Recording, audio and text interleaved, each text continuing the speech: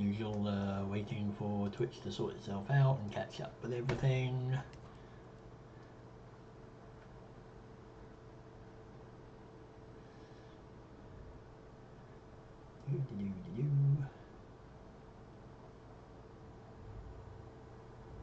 I believe we are good.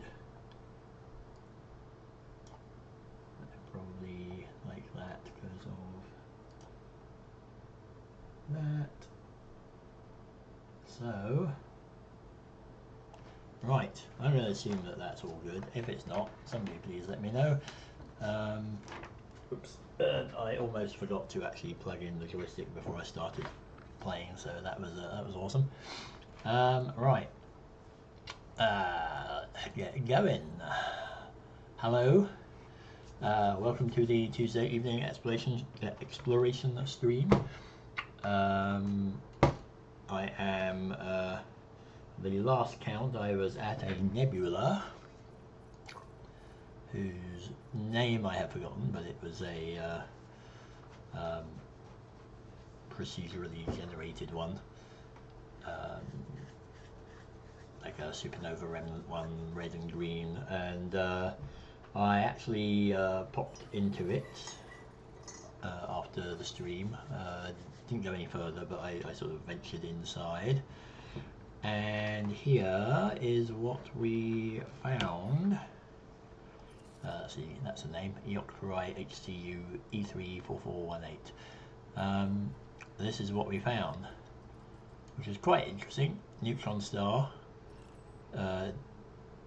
Vaguely distant, actually not very distant, companion, but around the pair was a gas giant and a large, I guess was it a high metal world, very hot, ridiculous atmospheric pressure, and 13 moons I think it is, which is ridiculous. Between all these moons, you could conceivably get every element. I think it was apart from tungsten. So this is quite nice. And this one that I'm on at the moment allegedly has polonium. I've been venturing out, and I've only actually managed to find what was it? Some cadmium. Sorry, not cadmium.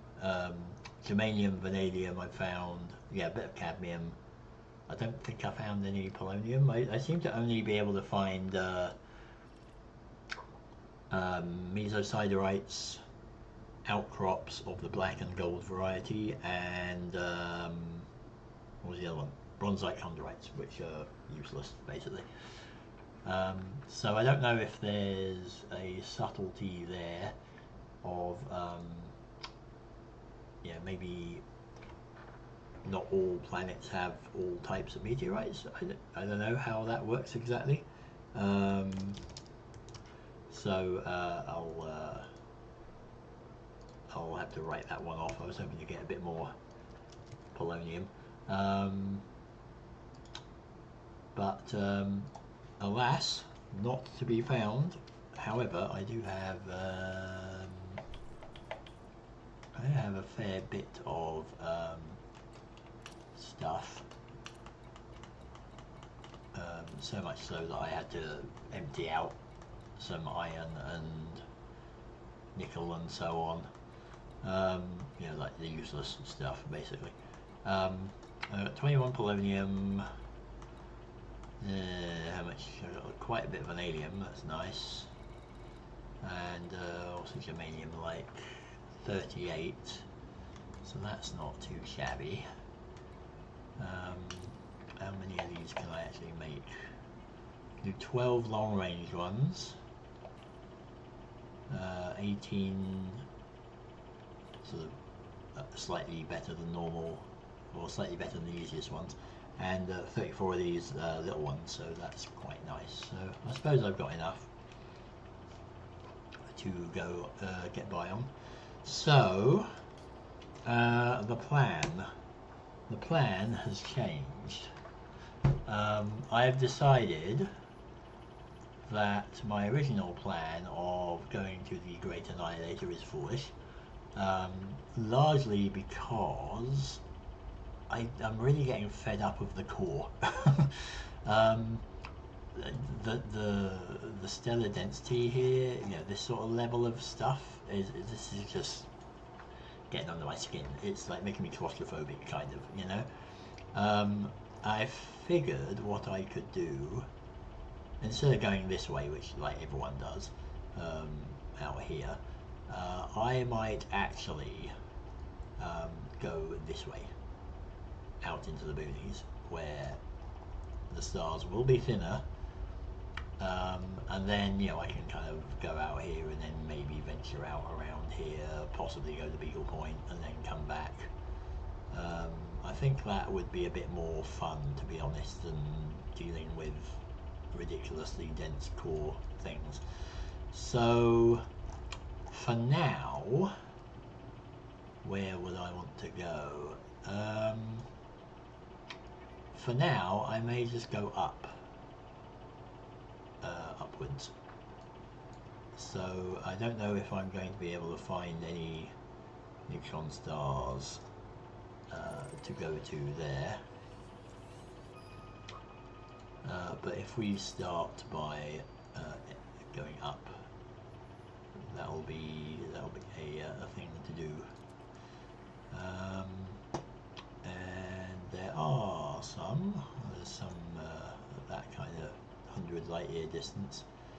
Let's go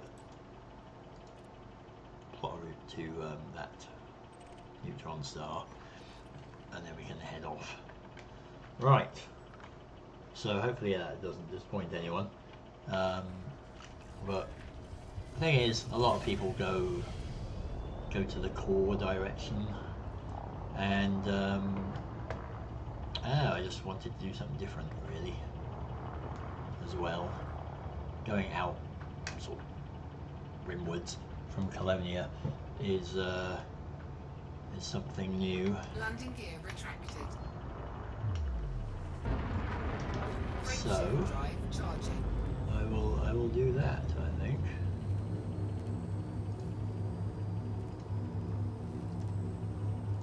Oops. 4, 3, 2. Alright. So get the duck out of the forge. Where are we going then? We're over there. We can just duck over here. Do a near planet type of jump, perhaps. It's irritating. Right. Go. Don't cool down. Frameshift drive charging. That should do it.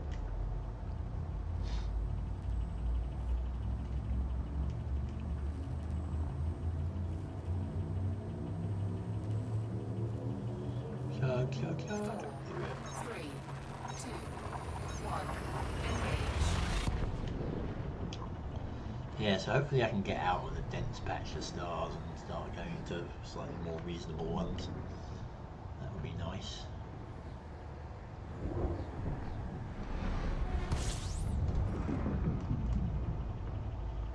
Stop off at a few conventional systems along the way, but I'm hoping as I go up, that would be good.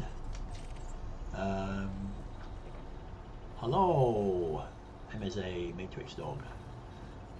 Welcome aboard. Yeah, we'll see how it goes. Did I honk? Am I just being absent-minded? Yeah, I did honk. Right, nothing here. Fuel scooping. Grab some fuel.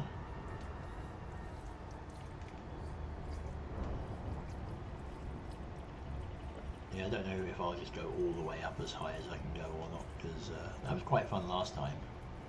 Fuel scooping. Did it further complete. out.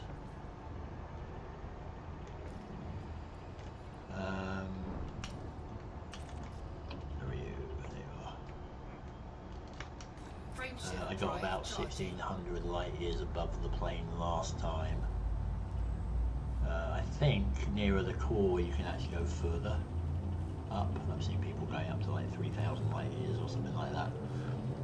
4, I don't 3, quite know if I got the range to do that because I'm only about 41, 42 light year range.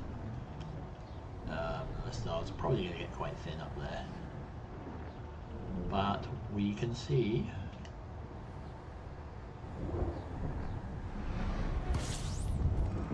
if we can find anything interesting along the way.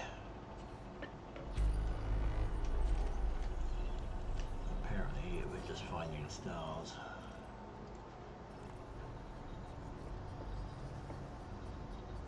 How far is the companion? Too far to bother with. Let us proceed then. fuel scooping. And then we'll get a few neutron jumps out of the way.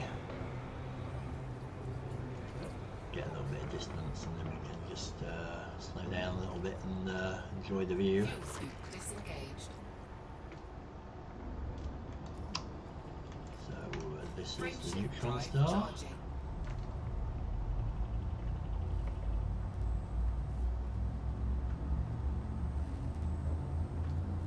Wherein we will do our first big jump out. 4, 3, 2, 1. Engage. If I'm going back out that way, I'll probably be going over Colonia. I might do a cheeky kind of pop back down there, get repaired, and then pop back up. But I'll probably do that off stream because we've already been to Colonia. And you probably don't want to see that again. Wow, what is it with all these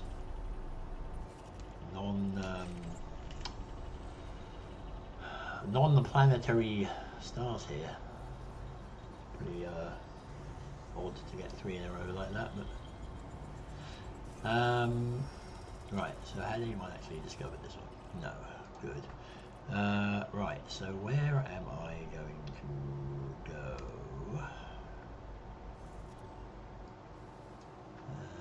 Let's filter the unit out.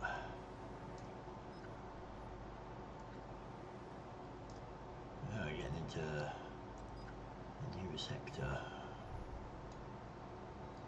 Casey. Alright, let me get the boost first. Go through the fire hose of doom.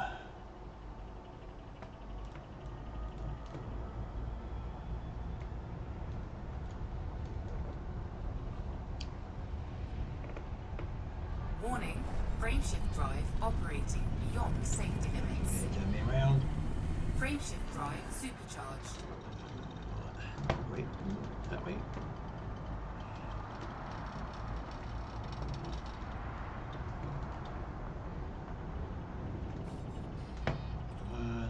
Out of there. There we go. They really do toss you around a lot more in 2.3. Before, I would never get turned around so I'm facing the star, neutron star. Now, I almost always get turned around and facing the neutron star, and that is a bad thing. Because if I end up accelerating, like say where my target is, if I'm out here and then I'm suddenly end up accelerating this way towards the star, that is going to probably end up dropping me out of Super Cruise and to my doom while I'm still in the jet. So that would not be a great idea. Wrong button again. Right. What are we on? 167. That should get me reasonably high up.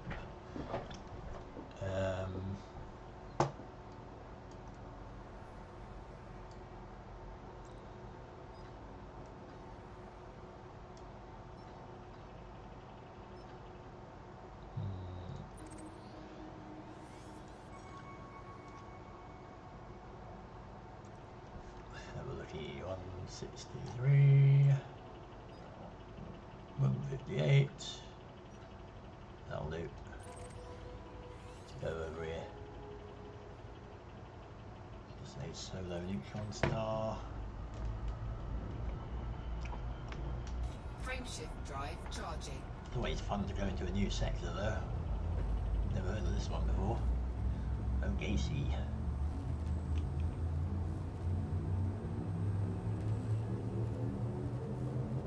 4, 3, 2, 1, engage.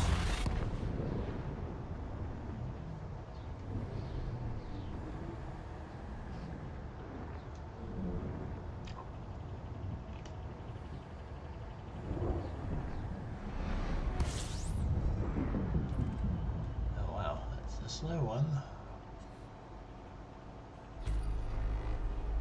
Also seems a lot smaller for some reason. That's just an illusion.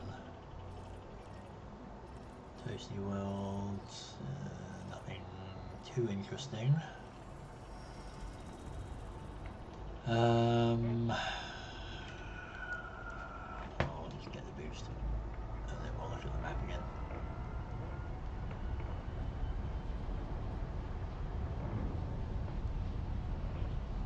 Warning, frameshift drive operating beyond safety limits.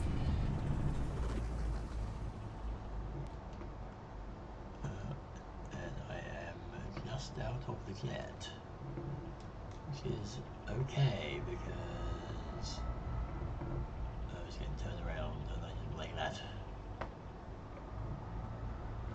Warning, frameshift drive operating beyond safety limits. There we go. Frameshift drive supercharged. There we are. How are my modules looking? That's not great. I should fix that. Let's go to the next place and then we'll have a look.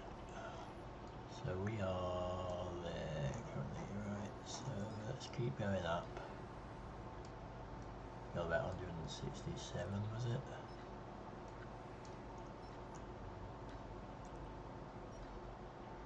So 47, how far are you? 175, you're a bit too far.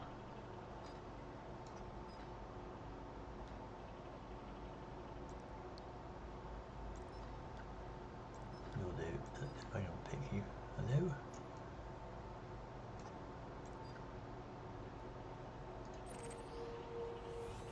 You hello?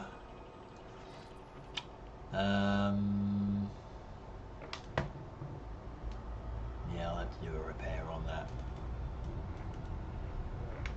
Frameshift drive charging. Otherwise, that is going to cause me problems. So I'll have to stop somewhere. Hopefully it'll have some planets. 4, 3, 2, 1, engage.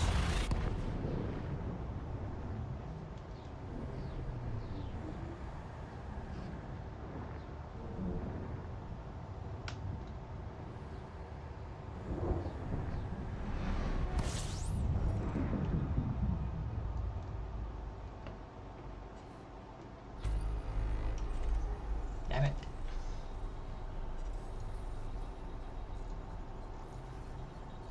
Why you do that? Why even not have planets?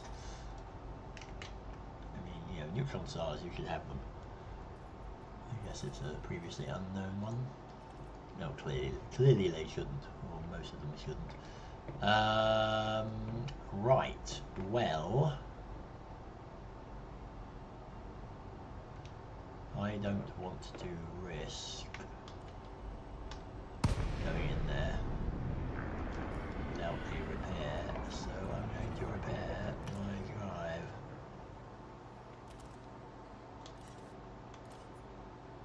And then if I do that, that should do it. We'll give that. I have a feeling if I was going to go into any more jets, that might get knocked down to 80 and then 79, and then I'll be finding me myself failing the or finding the drive failing.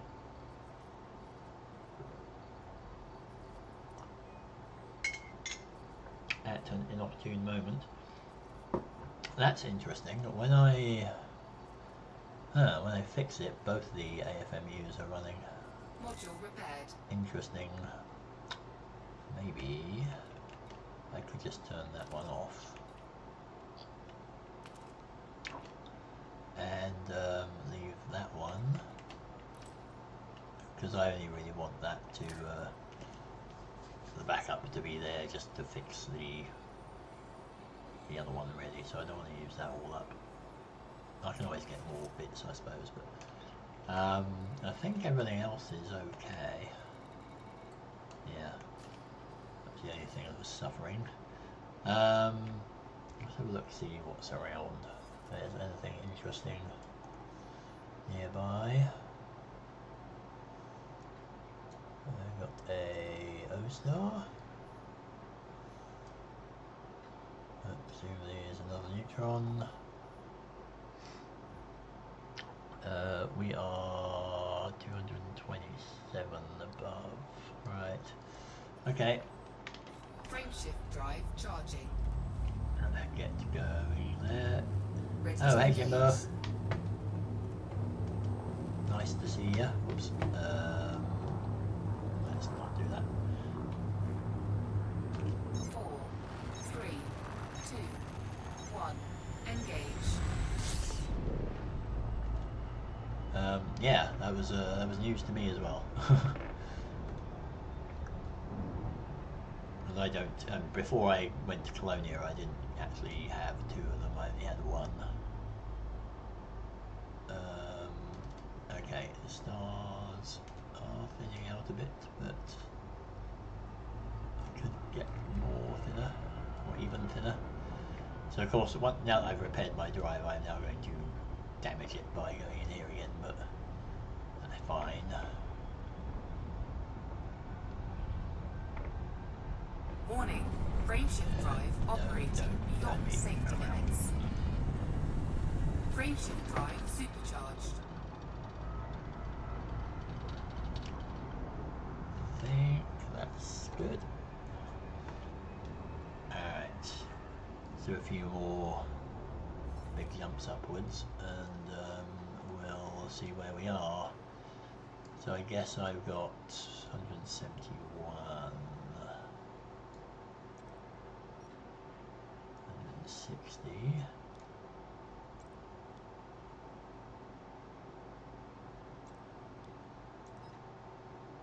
Seven, 94.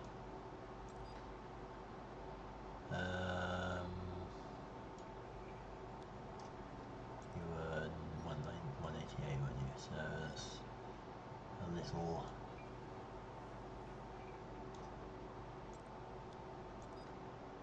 That's 143. That's an O-star.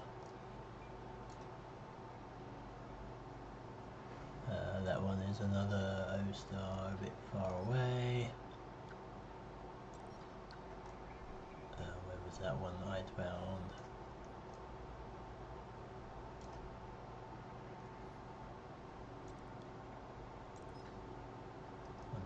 $191.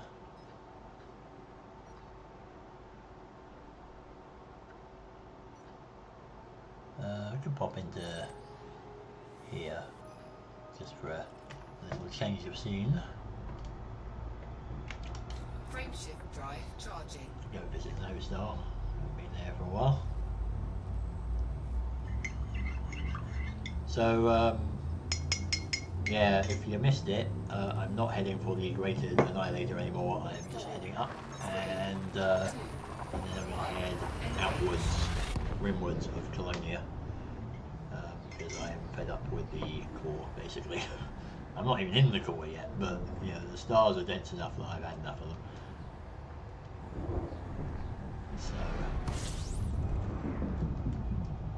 I'll go somewhere where my jump rating, like my jump range, is actually a bit more important. Again, nothing really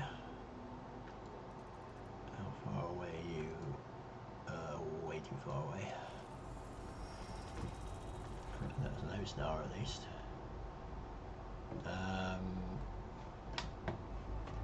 Pick up some fuel actually. Fuel scooping.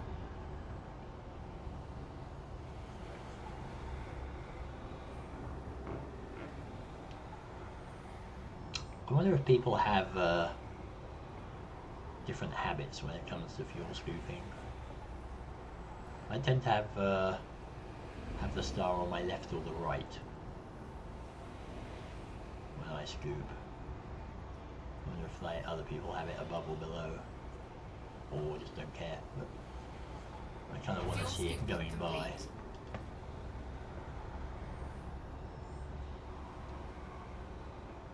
I mean, I think when I used to play the old Elite, I would have it at the bottom.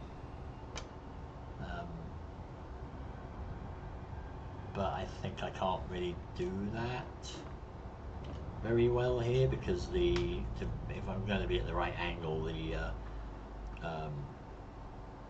limb of the sun would be kind of where the console is, and I wouldn't be able to see it. But in the old Elite, it was you could get away with doing that. That was a lot cooler, I think. You'd actually be like flying over the star then. But going sideways is also good. Shall we pop over here? It's a double star.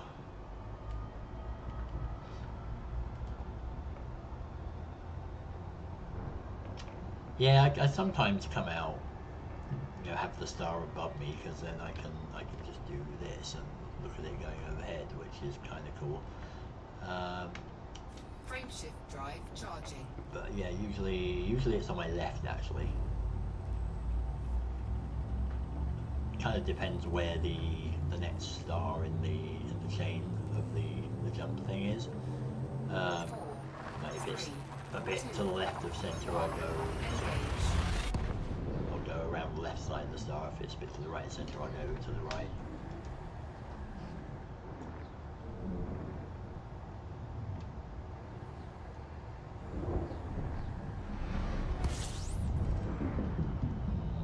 Right, what do we have here? Anything? 13, did it say? Or 3? Oh yeah.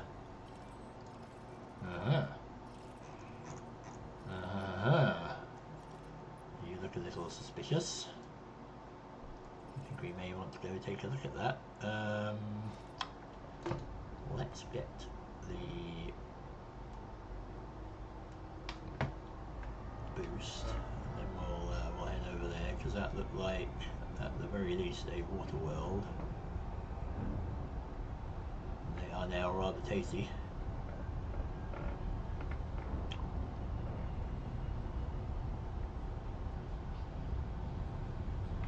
Warning, frameshift drive operating beyond safety limits. Come on. No. Oh, it is.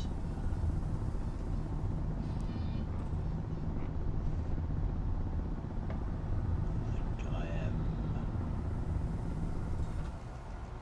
a little too far out there.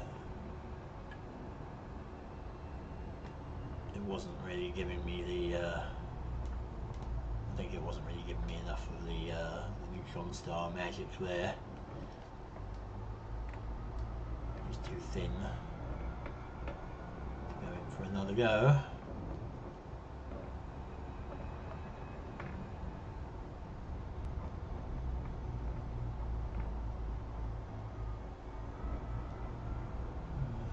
Warning, frameshift drive operating beyond safety limits. Got it. Get out of there. Right.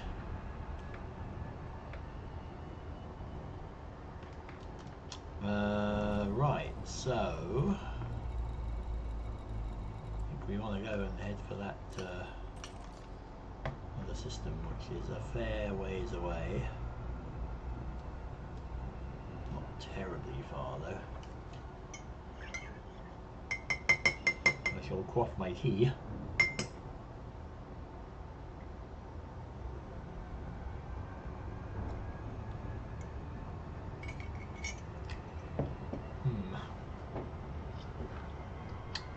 So, might as well recount what's going on with the videos and the channel and so on. On Saturday I was playing Oxenfree, which is a rather neat teen drama slash story game with weird extra dimensional shenanigans going on, like time travel-y, ghosty strangeness. And that was pretty good. I got about third or halfway through it, I think, so carry that on next Saturday. If you wanted to check that out, that is on the past broadcasts on Twitch, and it's on the YouTube as well, on my YouTube channel. So do go check that out if that is your thing. Yeah, I might be able to finish it this Saturday. If I play for 3 or 4 hours. But yeah, that's pretty good. I have played that before, but when you play it again, different things happen, which is pretty neat. It was sort of throwing me off a bit. But I can't remember what really happened first time around anyway. So, yeah. What Remains of Edith Finch, which is what I played last week, is still there and definitely worth watching. If you go watch it on the YouTube, you can see it kind of in its full glory. If you watch it on the Twitch past broadcast, they've muted some of the music because they were playing like the Nutcracker Suite or something, and that's copyrighted apparently. So they muted that and my commentary, which is a bit annoying because it was a really good bit. So if you want to see that, I would suggest going to the YouTube page and looking at it there.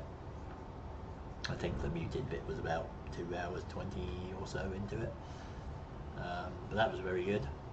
Everybody's Gone to the Rapture is progressing.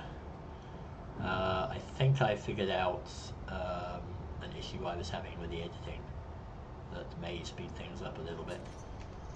So hopefully I can get that sorted out. I've got 3 episodes kind of packaged away. I'm debating whether or not I need to tweak the first 2 now that I've figured a few things out. But I think there's going to be about 8 episodes of that, sort of 40 minutes to an hour long. Which, and the next thing I will do is try and figure out how to upload them all. Should I do them en masse or one at a time? I'll have to figure that out later on. But that will definitely be appearing soon, and I am rather looking forward to that going up, and for people to be able to see it. Because it is very good. Very good game, very good story. So that brings us to, I guess, a Waterworld by the looks of it, from the Globy scan thing, whatever that thing is called. That's sort of, which way? That way? That way. Over there. Ow. Bashed my elbow. But yeah, whatever that thing is called. Is it a terraformable one? That would be good. That would be worth even more money.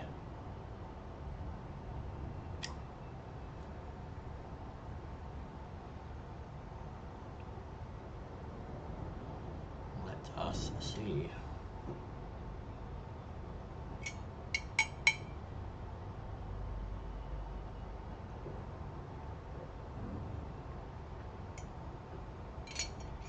I really wish it wouldn't slow down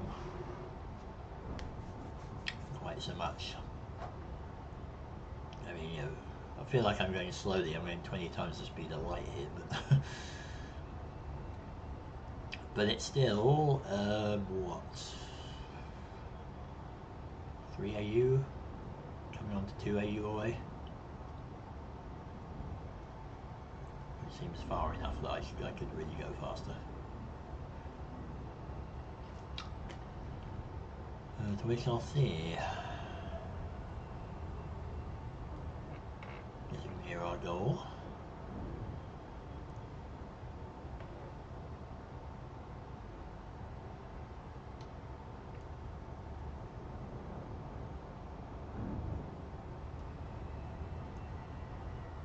Might have a reasonably nearby moon, maybe.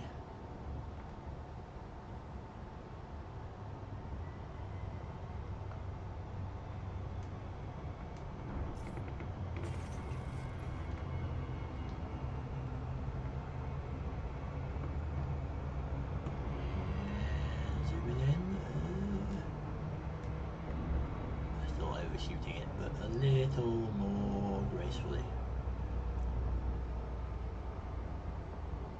There we are. Look at that big square of stars. That's just silly.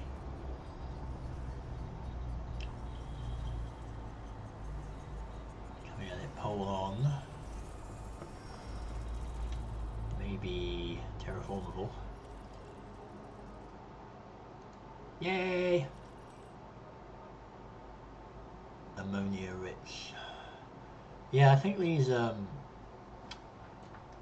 was guessing it was terraformable, I never pronounce that right, word, because it's got a sort of brownish tinge, and I think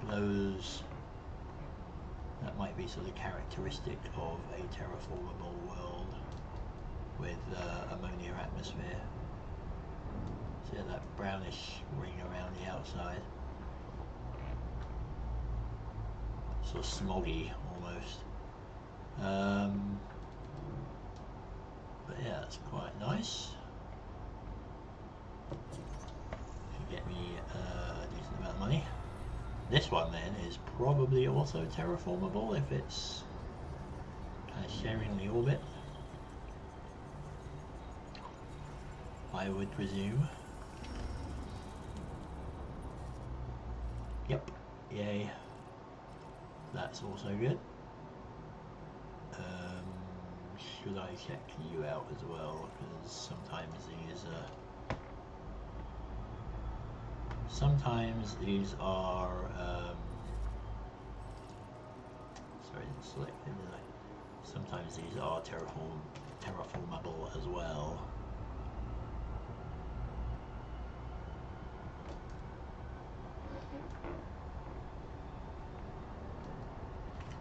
And while we're doing that, we can figure out where we're going next, further up. We are 166.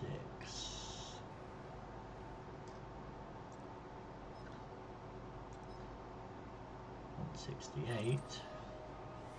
That's mildly irritating. Let's go to you.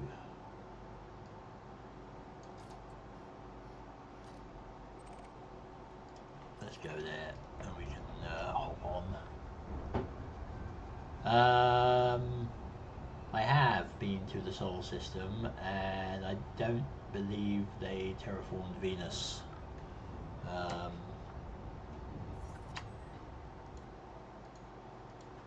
can go have a look. How far away from Sol are we? We are 21,914 light years. So spoilers coming up, so cover your eyes if you don't want to see Sol. But no, they did not terraform Venus. It's still a hellhole. Comparatively tame one, given the ones that I've seen elsewhere. Looking at the surface pressure going, oh, it's so cute. It's 93 atmospheres, and you know, other planets I've seen are, you know, whatever, 7,000 atmospheres or billions of atmospheres even. But yeah, I mean, there's I've seen people posting airless rock balls as being terraformable. I'm not entirely sure how that works. That would require an awful lot of effort.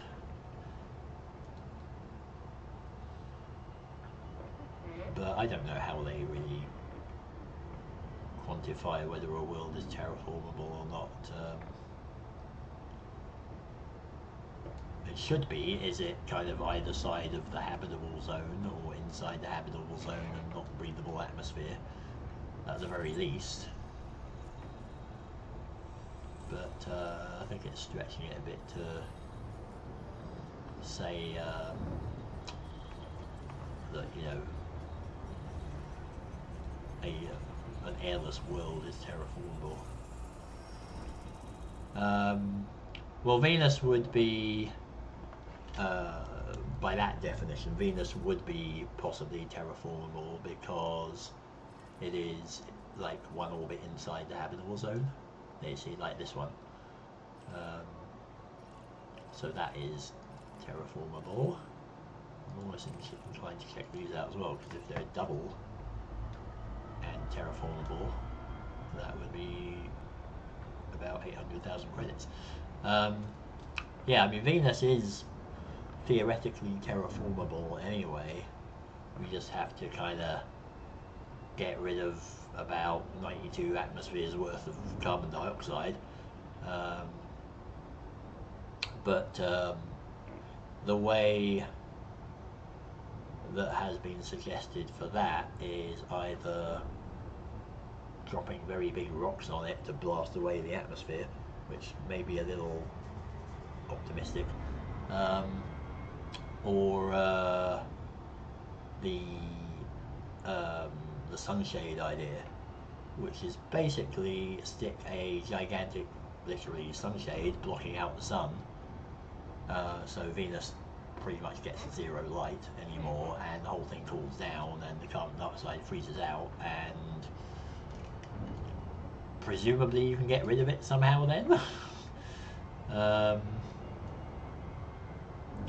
But yeah, it's a lot harder, I think, from what I've gathered.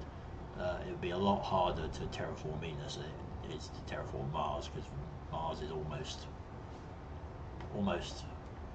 all the way there already. I mean, it's got pretty much the same rotational period as the Earth. It's got pretty much the same tilt as the Earth. It's cold, but you know, you just have to kind of add more atmosphere to it, which you can pump out using factories, greenhouse gases, whatever. You know, you can melt the ice, you can seed it with black carbon dust to absorb more heat. There's all sorts of fun things you could do, but Venus would require getting rid of a lot of stuff, and that's harder to do, at least on a non-geological timescale. But yeah, there wouldn't be enough CO2 scrubbers to to do that. Definitely not. So how are these? If these are not terraformable, then we've gone too far, but yay! See, like this is both terraformable. Getting a little on the warm side though. I think the habitable zone's sort of out here, so we're in the inner bit. But the thing with these M stars, at least, like, they seem to have quite wide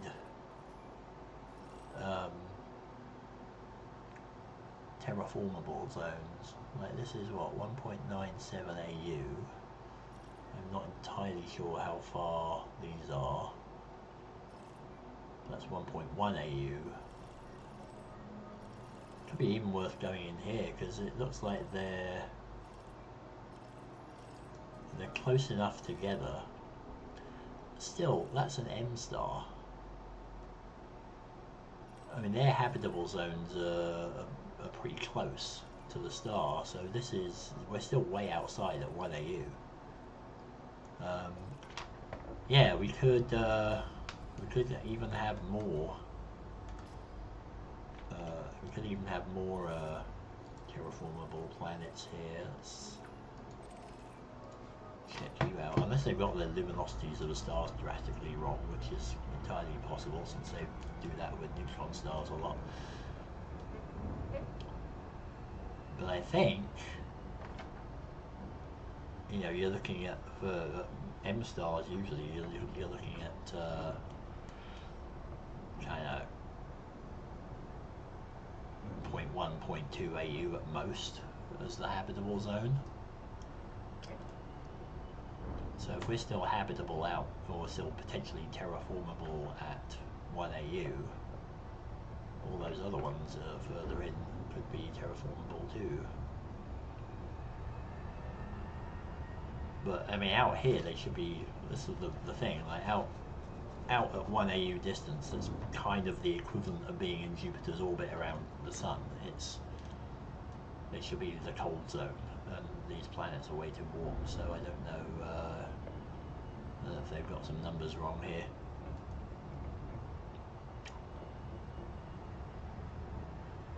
I think it said it was an M2V star or something, so granted it's on the warmer side for an M star, but it still seems a bit unusual. Let's see what this one says.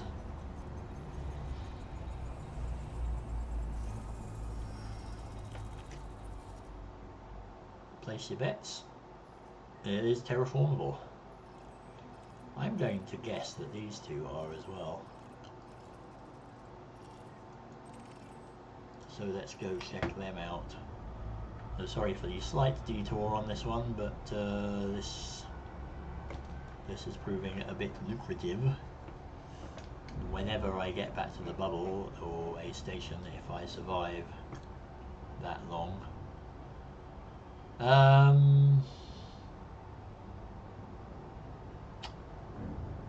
Is the neutron star contributing to expanding the terraformable zone? I don't know. It shouldn't, but they are clearly overestimating the luminosity of the neutron stars because all the planets around them are roasting rock balls, even though they're 2+ AU away. And yeah, it's clearly wrong because neutron star luminosities are minuscule and they should be all frozen ice balls or rock balls if they exist at all. But I mean, we're what, 16,000 light seconds away, so that is, was it 1,000 light seconds is 2 AU. So what, 32 AU? I would be surprised if the neutron star would be able to heat it from here. And nope, this one is not terraformable. Interesting. It's like 0.41. Weird. Okay. Might as well get this one just for completion. I could really irritate the next person who comes along in this system and goes, oh look, there's only one planet left unexplored and it's 16,000 light seconds away. That would be kind of amusing. And almost tempting, but no.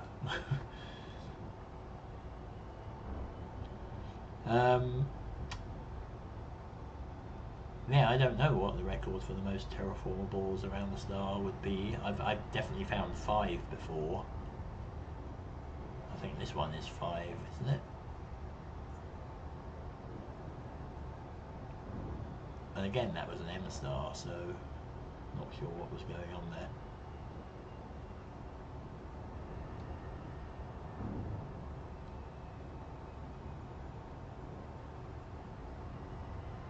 We do have our boost, don't we? Yes, we do. We got the boost.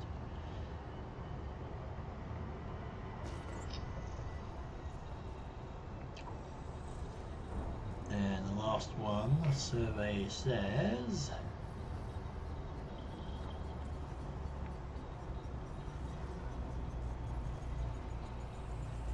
survey literally is saying is a no-no. So we've got 1, 2, 3, 4, 5, 6. I mean, the double planet pairs help a bit there. But yeah, 6. That is quite nice. So that would be what? 2.4 million, I think. 2.8, something like that. 2.8 million, I think, for all of that, which is very nice. I am definitely pleased with that one. Now,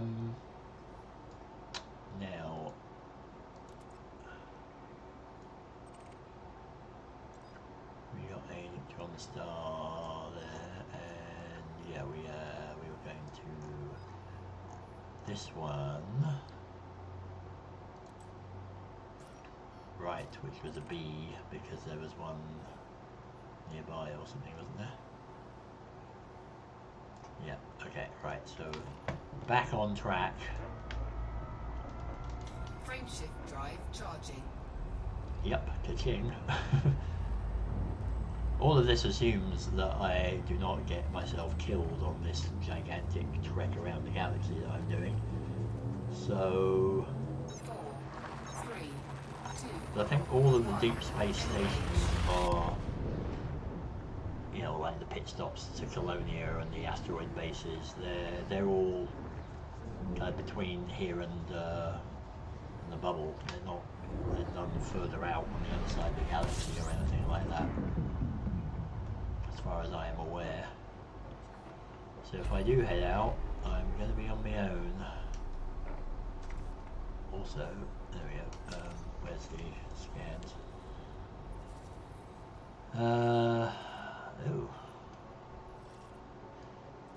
Oh my god! Look at this! Why? Why are you all so far away? God. These are... I mean, that might be a water world even, for all I know. Nope. That's not a water world. As we can tell now just by looking at the scan. But, oh, look at this. This is just horrible. 126,000. There's a water world there, and then down here we got 2 more, and all these HMCs. This would be a very nice system. Poop, but I don't really want to spend like half an hour just doing that again. Oh well. Some lucky bugger next time. We'll be getting that.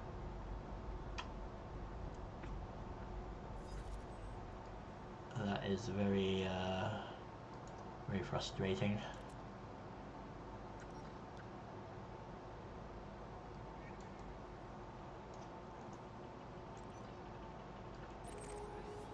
So let's do that.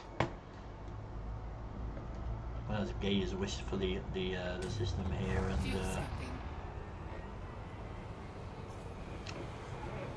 Move on. Yeah, that 9 terraformal one, is that all around a single star, or is that in a system, like around multiple stars? Frameshift drive charging. Because I'd be more curious about what's the most around a single star. 4, 3, 2, 1. Engage.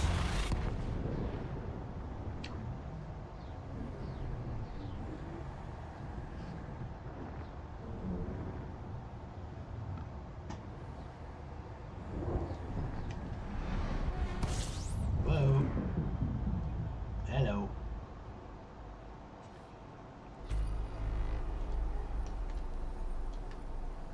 Bit of like lag or something going on here.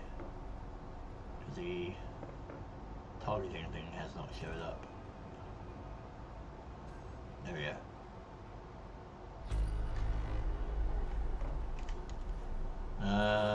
Right. Well. Oh, hello. Hello.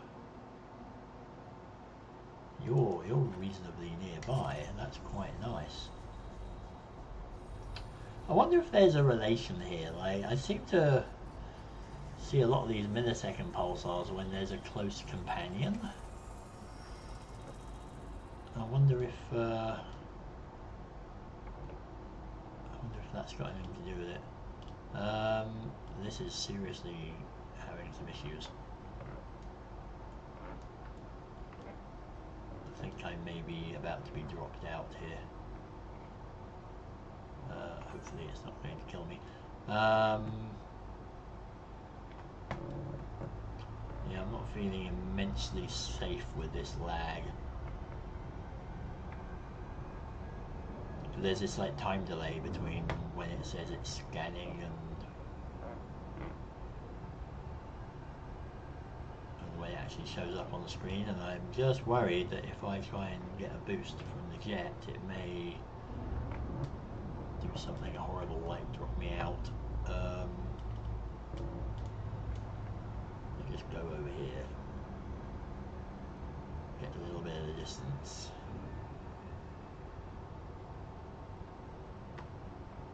Then we'll see what the situation is.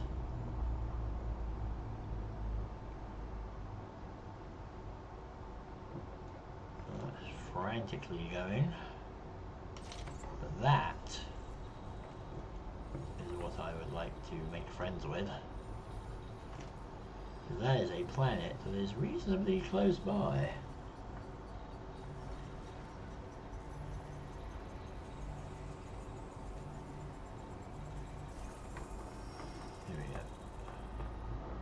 Seems to have woken up a little. Maybe it's okay now. Because yeah, if I can get the boost, assuming it stopped lagging. Yeah. Maybe it just didn't like the speed at which it was rotating. But let's see if I can get the boost and then see if I can head towards that planet, because that's within 1,000 light seconds of the dwarf, of the neutron star, so we might be able to see the star from there. Get a nice screenshot, perhaps. Warning, frameshift drive operating beyond safety limits. Frameshift drive supercharged. Exit stage left. There we go. Okay. I'm going over here. What did it say? Was that the only planet that was out there? Yeah. How far is this then? Further, not much further out. That's very nearby. That is quite far from the pair, but this one could be interesting. And I shot past it. Whoops. Staring at the map too long. Screech!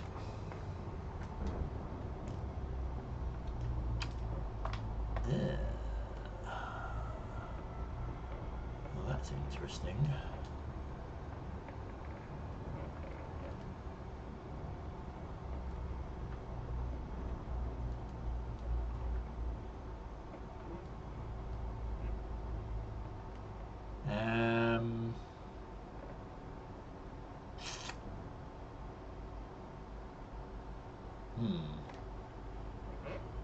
Can I get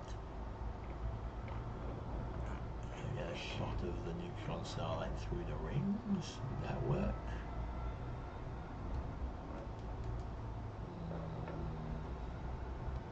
Not quite, but I could get a shot of it between the rings and the planet. Maybe. No, I'm gonna go the other way. Other left, other left. No, up. Up, up, up.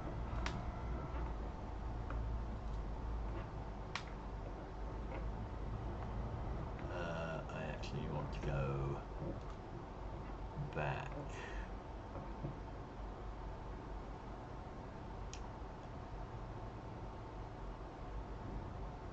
See if I can do this.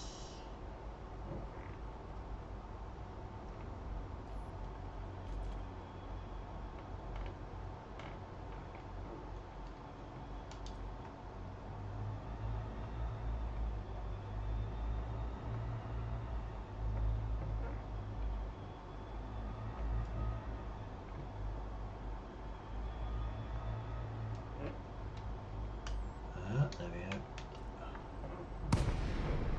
I think it's not a very well framed shot perhaps, but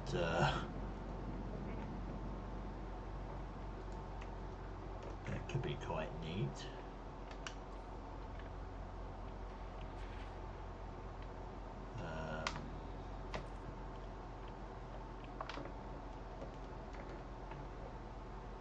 Let's have a looky. Zoomed in.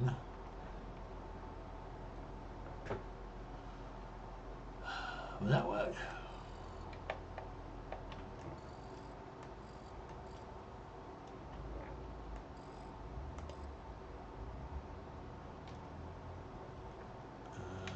Where do I want my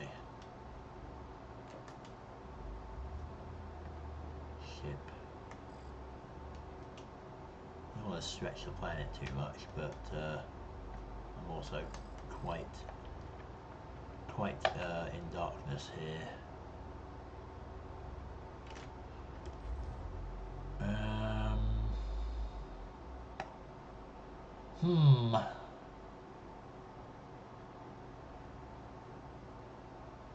I don't think my ship really adds an awful lot to the scene there. Let's say we just zoom in. Use the mouse for the fine control. And just put it in the middle there. If I want to zoom all the way, so we're not getting any kind of weird pixely things, are we? Yeah, I know, but you know, if the asp is in front of things and it's all black, because you can't see anything because we're almost in eclipse here, it doesn't really add much. I'm going to do that. I think that's a nice shot. So before I move on, I will put that away. And what was the name of the planet? 27. So OGCG SJ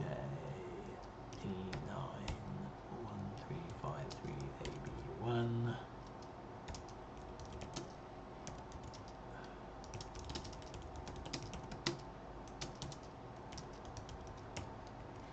There we go.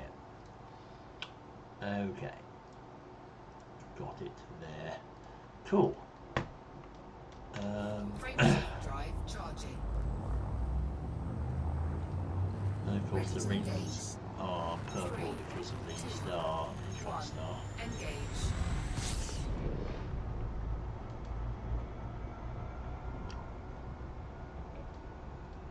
Let's just go along the rings for a bit.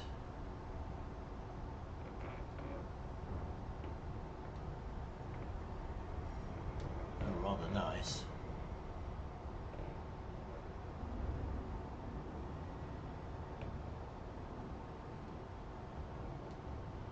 Yeah, I'd like to find a planet that's even closer than this, but usually with neutron star planets being like when they're in SOLO, they're usually over 1,000 light seconds away, so you can't really see them very well. But in this case, when you have a binary pair, they can orbit the barycenter. Oops. And then they can get a little bit closer. Let's just go in.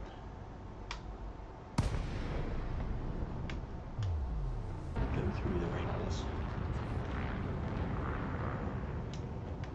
In fact, yeah, I mean, a screenshot inside the rings would be nice. Ooh, the gas giant's looking a bit tasty.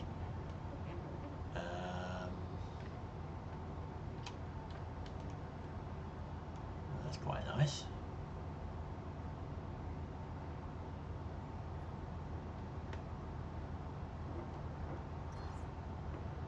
I mean, I can't get the gas giant and the stars in one shot, but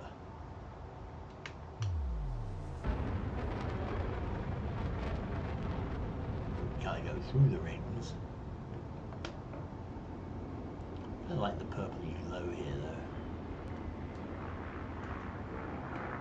Let's have a look. Let's see what I can do.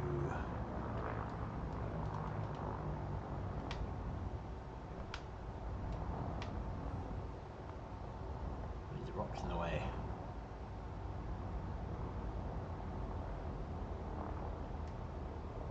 Okay.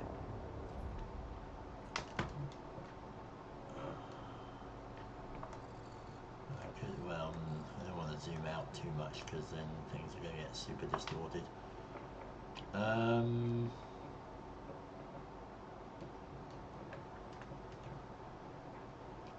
Because let's see, where am I? Do a rare view of the underside of the ship, or I could do something wacky like this, like an angled shot. If I could get that. Get that. Where do I want my ship then? If I go all the way over here.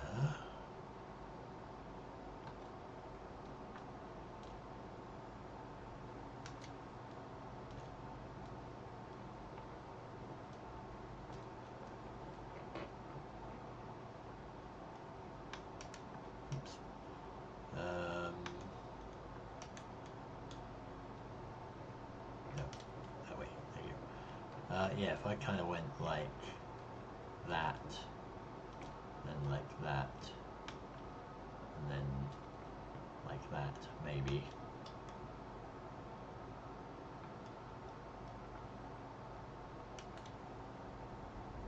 So we'll watch the, can't really do an engine's blazing one because I don't want to actually kind of hit anything.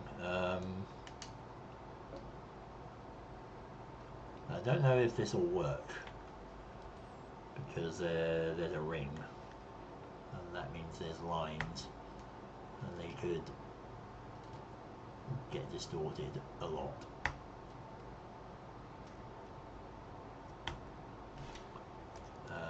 But let's have a look. That should be okay. Where's my image thingy? Image composite editor. So again, I'm just going to do the panorama making here just in case, because if I do it later on and it messes up, then I'll have no chance to fix it at all. But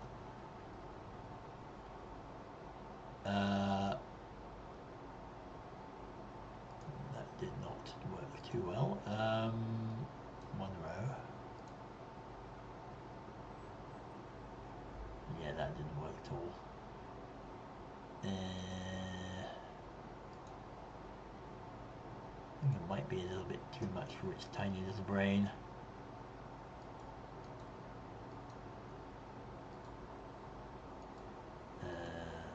Auto overlap.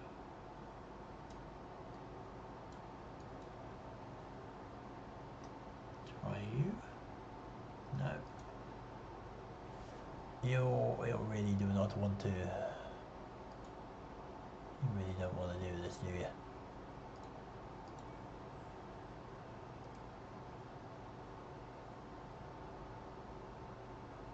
It's got part of it and it curves the ring, but it doesn't want to get the planet. So I fear that is not going to work, sadly, but I got a nice shot of the planet anyway. Maybe I can, maybe in fact I can do that. Like this maybe. A little view where I've just got me and the... I've got this rock following me as well, you see that? Above my ship. It's kind of attached to me. Very odd.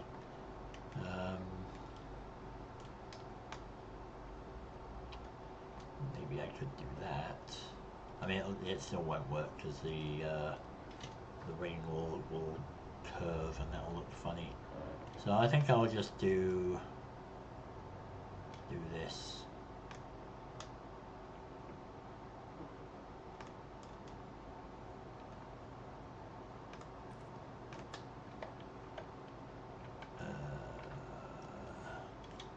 Like that maybe.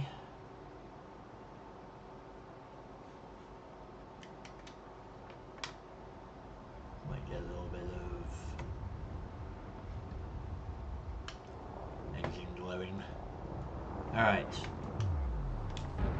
Enough tomfoolery.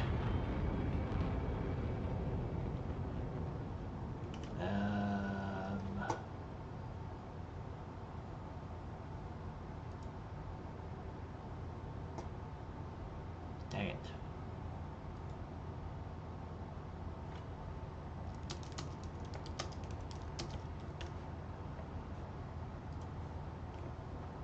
Showing us offline for a sec there. I don't know if the stream went down. Looks like it's back up.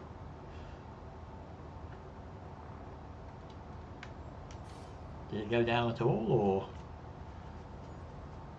was it just the dashboard being funny?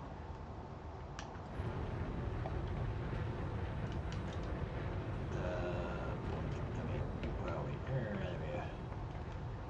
Through the other side. Frameshift drive charging. 4. Alright, 3, let's be on our way 1. to somewhere. Engage. So I believe I've got my boost.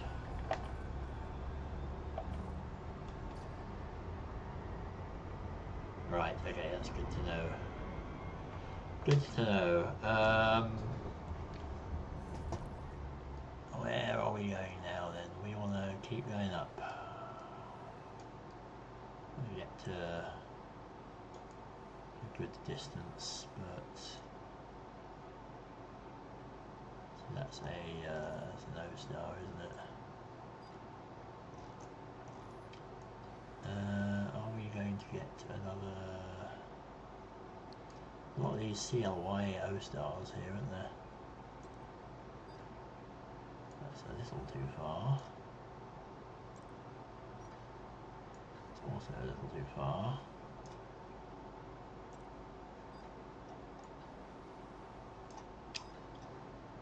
We have a bit of a gap.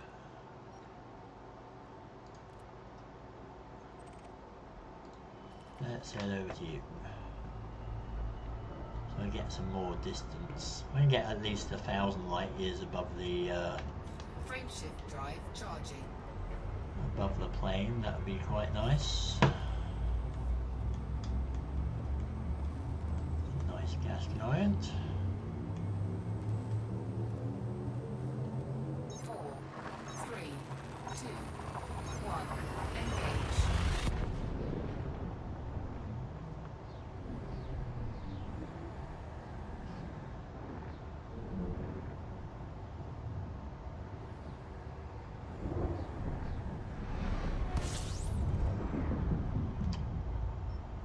Well, it's good that we got a millisecond pulsar anyway. I haven't seen one of them for a while.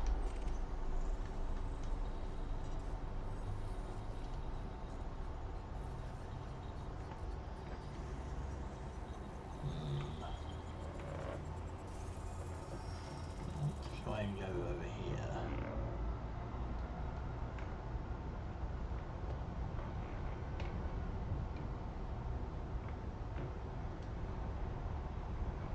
Usually I go for the jet that's coming towards me, but I just wonder if it's easier to do this one. I can get at a more shallower angle.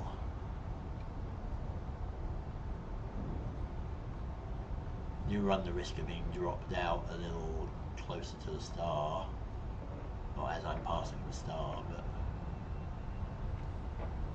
I think if I'm careful I should be okay.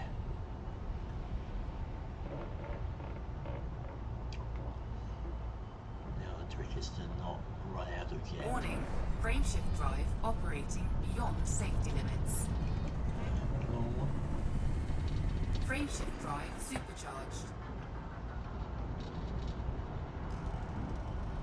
Out we go. Behave, please. There we go. Will not meet my doom. Right. Where to? We're at 687, so if we...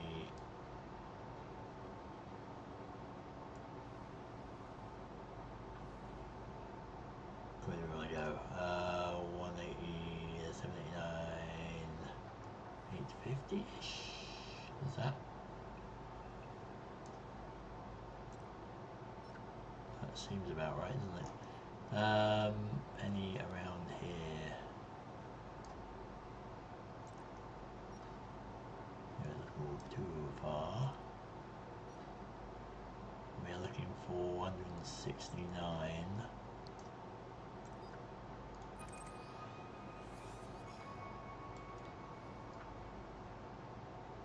Anyone else around?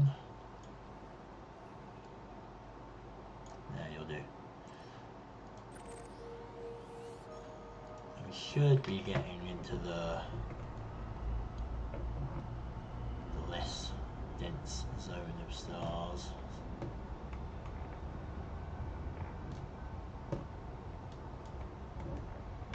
Frameshift drive charging. We're hitting around 1,000 light years above the plane.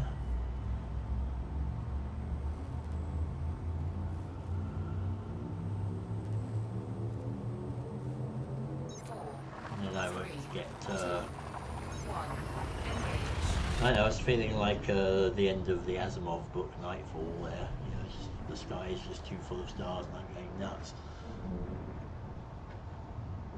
So this will be a bit nicer. The stars more like 20 light years apart instead of 2.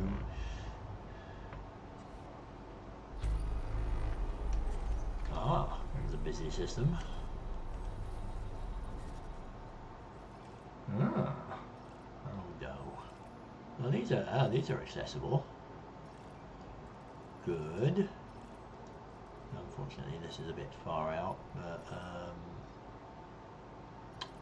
there's some interesting things here. I think priority numero uno is to get a whole bunch more terraformable planets over here.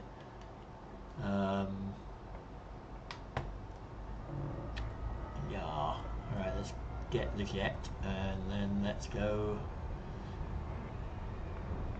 get another couple of million, I think.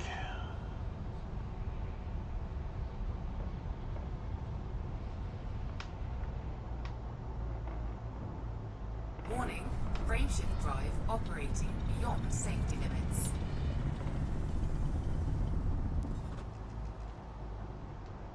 No. Give me more jet. I haven't finished with you yet.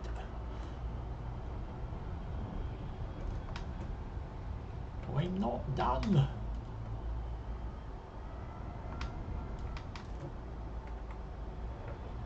Well, one of these stars is nearby.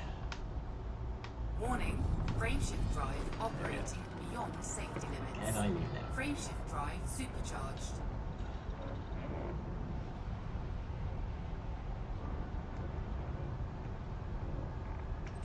Yeah, you're...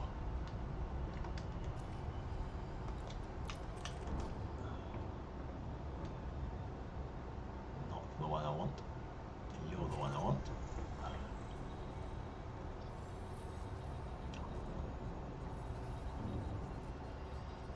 shame those planets orbiting the barycenter weren't closer, but I do have a nice, what are you a moon or a planet? You're a planet. I do have a nice other system to go to. A bit far out, but I would like to grab that. So yeah, this post-Colonia phase is a little bit all over the place. But I think I am going to be better heading outwards. That's where I really want to go. I mean, I was going to sort of loop around the core and then head outwards, but why go all that way when I can just go straight rimwards and find interesting stuff from there. I may still head like around towards Beagle Point. I don't know if I actually am even capable of getting to it, but I'd rather go out on the rim than see the core and do Sagittarius A and all that stuff. I know it's a thing that exploring, you know, no self-respecting explorer should miss, but yeah, it's just a big black hole. It doesn't really excite me.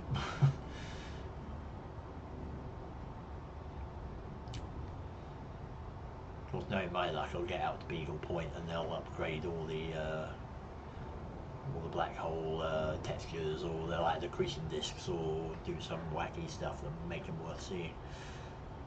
And then I'll be 30,000 light years away from it, which would be annoying.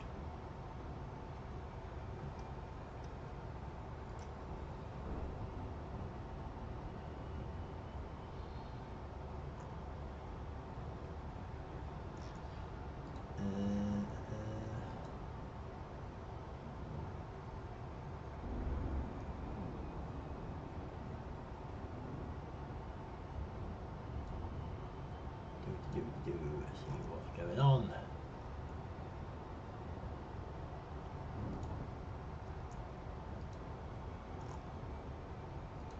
Oh, the other thing that could be of interest, I do now have a copy of Stellaris,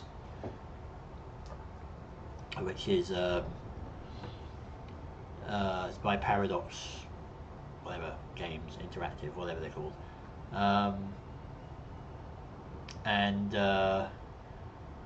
Yeah, if you haven't heard of it, Stellaris is a big kind of 4X civilization-y type game, but it's all sci-fi exploring systems, and it's got a bazillion different alien races, and it's lots of wacky stuff can happen in it. So I am sorely tempted to play that on a Saturday once I finish Oxenfree. Maybe I'll give that a go. I'm not usually awesome at such games, but the thing that intrigued me about it was that a lot of it is, you know, you start off in one system and you sort of go out and expand your empire, but you can kind of go across the whole galaxy. It's not got as many stars as Elite, obviously, but you can colonize vast swathes of the galaxy, or you can kind of just concentrate in a small area and just do really well there. And there is just a billion things in it. There's like, you know, you can have a all-consuming hive mind tyrannidy-like race that just devours everything they see, or you could have this sort of peaceful, you know, psychic avian civilization or something. There's loads and loads and loads of options in it, like traits and government types and all this sorts of stuff, and you can trade with things. There's like giant space monsters that you could encounter. It looks really cool. Apparently you know, you can kind of tell a story with it, almost like, you know, that your first visits to the stars revealed ancient alien enigmas, and you know, you did research on that, and that revealed some big secret about the universe, blah blah blah. So that's kind of interesting from that perspective. So I don't know. I'll try and give it a go at some point off camera just to figure out how the hell it works, and then we'll give it a crack and see how that goes. It does look really interesting, and I got it also for cheap because they had the it's part of the Humble Bundle thing for June, and if you buy it now, or if you bought it at least a few days ago, I don't know if you buy it now, but if you buy June's Humble Bundle, you basically get Stellaris straight away. So it's like you pay $12 for the month of June to get the rest of the games, and you get Stellaris straight, you know, immediately. So I figured that was pretty good because I was waiting for it to go on sale on Steam anyway. Speaking of which, apparently Steam sale is June 22nd is when it starts, allegedly. So some people have said online, which I don't know whether to believe or not, but it seems reasonable. So if Stellaris goes on sale there, I might grab the expansions for cheap, at least the DLC, because that apparently improves it a lot. Oh, this is close.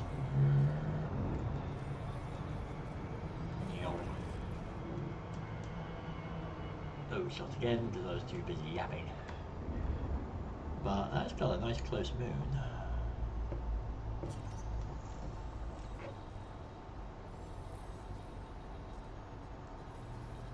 You see, the stellar density on the right is what I want to avoid.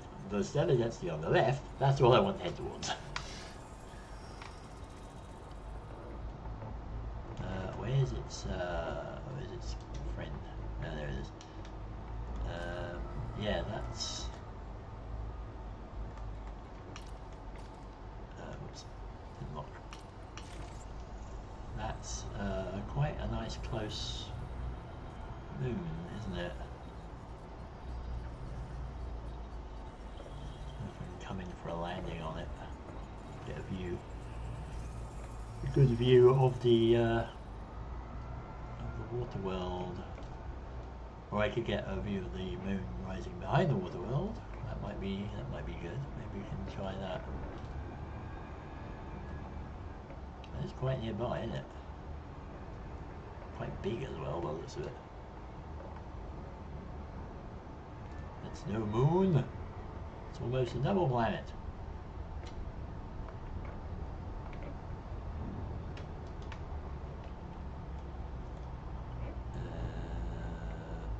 Okay, kind of in the right spot. See if I can do this by navigate by looking up.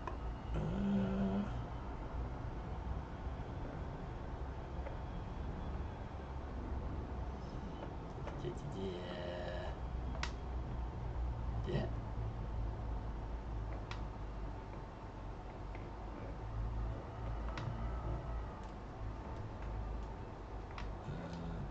What am I doing? Other way. What do I want to do here? There, that's what I want to do.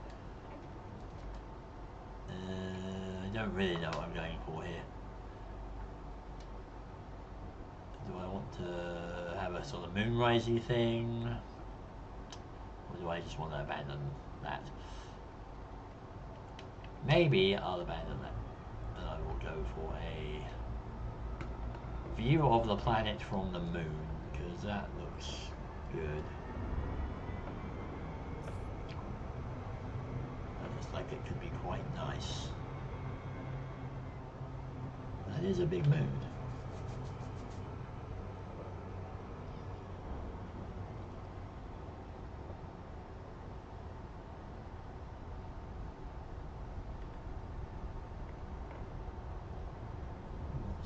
Curve in.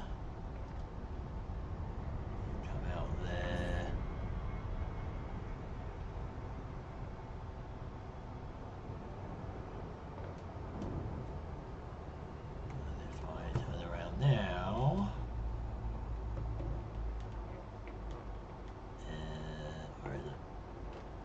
find it.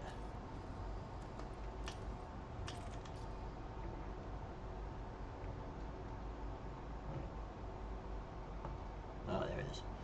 Alright, so if I head down, that should help. Head over here. That should be good. Yeah, that's gonna look nice. Let's get it close enough to the horizon. Orbital flight engaged. Canyons, interesting canyon systems.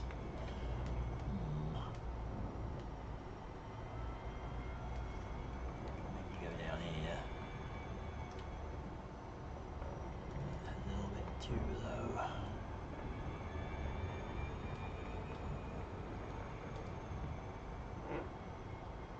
Canyons are always in the wrong spot.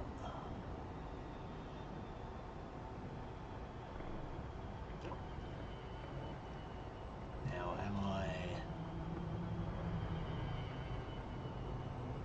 going to get it high enough here so that it's not clipping the horizon when I land?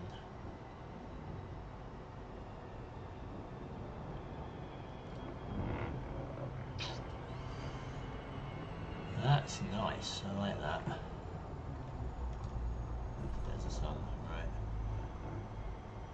Oh, that could be a kind of a canyon there.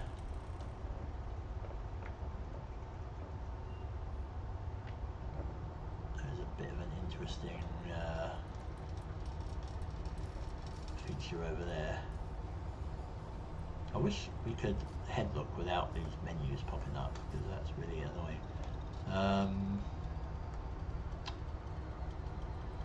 But yes.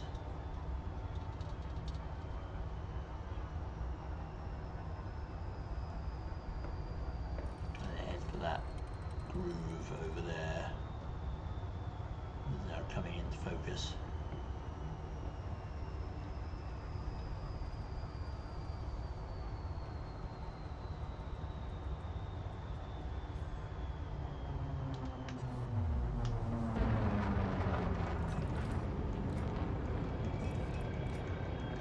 Full power to engines. So yeah, the sun might be a little hard to catch in the shot, but we should get a nice view of the Earth-like. This is very, I don't know, Mars-like, isn't it? I've got like a crater with a valley going through it.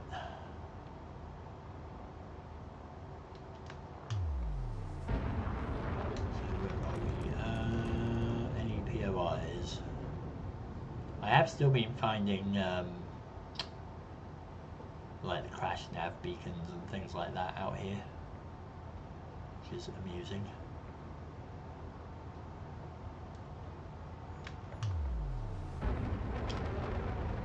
Probably still find them halfway out to Beagle Point, to be honest, but am I going to clip the horizon with the planet here? It's getting kind of tight. I preferred a little more room, but a little bit more of a gap, at least. But if I land on this little ridge bit here, it might work.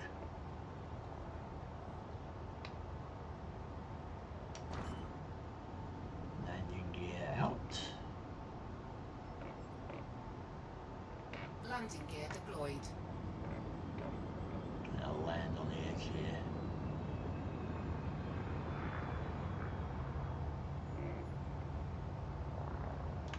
Living on the edge. Handbrake turn. There. Screech. Edge forward a bit.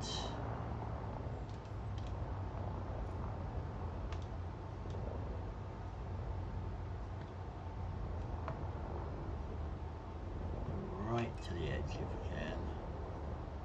Maybe not quite that close, but will do.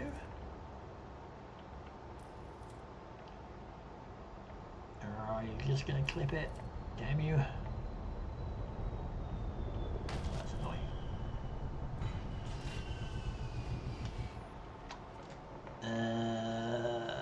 Maybe if I go slightly high up. There we go.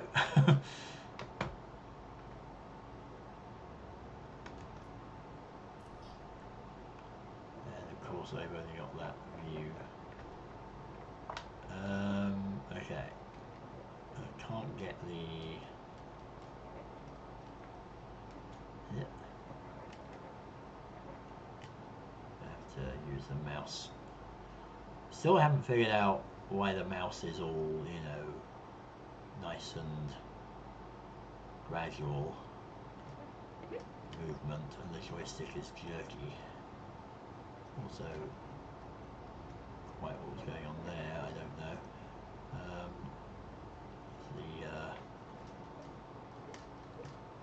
The angle changed there a bit, which was odd.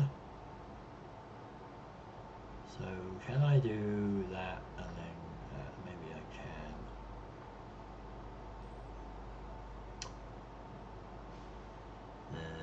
can. Hit.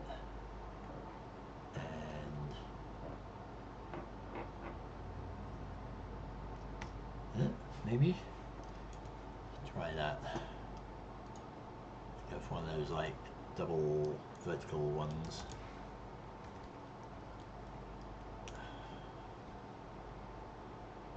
That's quite a nice view though. I do approve, if I do say so myself.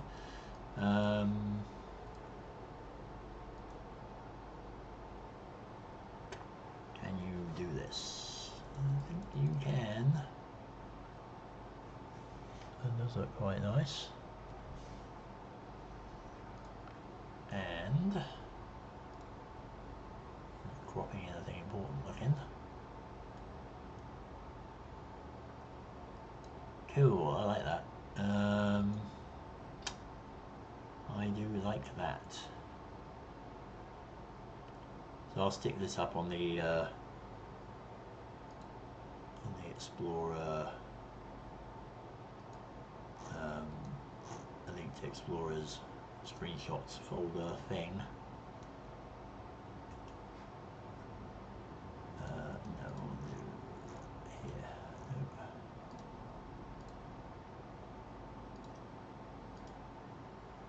Yeah, I like that. But whoops, yeah, that's a good view. Like it's nice to be able to kind of do these sort of double shots. They don't look that different from a normal screenshot, but yeah, they just get a little bit more in. So what's actually, let's have a look at this system here. What are we actually looking at? Apparently there's volcanism. But it's 2,111. Oh, it's bloody hell, it's half the size of the primary. And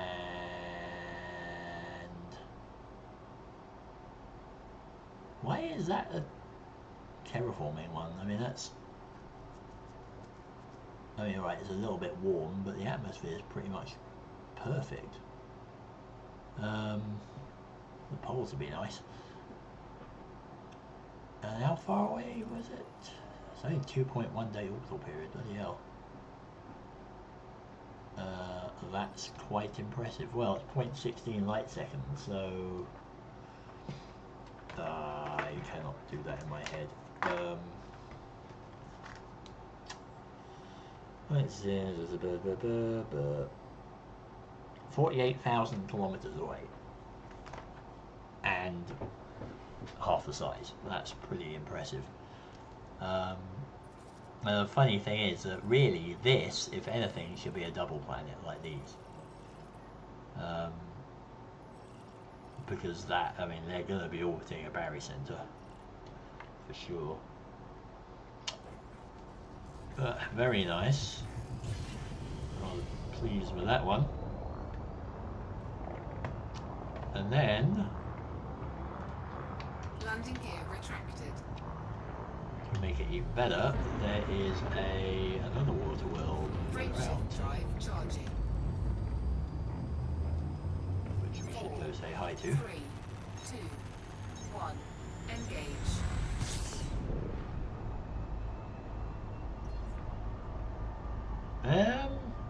Well, tied to be pretty big. Although, actually, maybe they wouldn't, because this is, well, we have a couple of issues here from a realism point of view. For one, the planet is tidally locked to the star, which it probably would be, really, yeah, since it's an M. So that being the case, it really shouldn't have a moon, because basically when the star slowed down the planet's rotation through its tides, the moon would have spiraled in towards the planet at the same time, and it should have hit the planet. And it should have done that pretty quickly. Like, you know, within a few million years of formation, and the system's 3 billion years old. So really, this shouldn't exist. If the planet wasn't tide locked, though, the moon is tide locked to the planet. So that being the case, there wouldn't actually be any tides because it's locked already. You know, the tidal bulge would be pointing towards the moon, like one axis point towards the moon, one axis would be the opposite direction, but it wouldn't really move much. So, you know, the tidal bulge itself would be quite big, but you wouldn't get like waves sweeping across the planet like, you know, the thing in Interstellar. It wouldn't work like that. But it's an interesting question, really. I think you'll probably just step out here because I suspect these are going to be terraformable as well. Yeah. It all depends on the layout of the systems, really.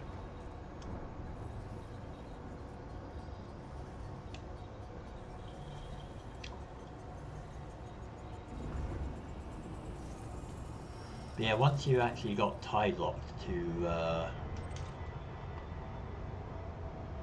the planet, the only thing after that is to slow the planet's rotation down enough through all the lunar and planetary tides that one face of the planet always faces the same face of the moon, like Pluto and Charon do. They're like totally locked then.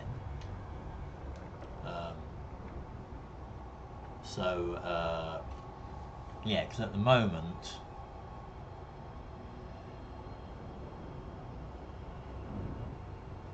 yeah, in this current situation, I guess the moon would still be going around the planet in the sky. You know, it would still rise and set, but the moon would still just have one face facing towards the planet.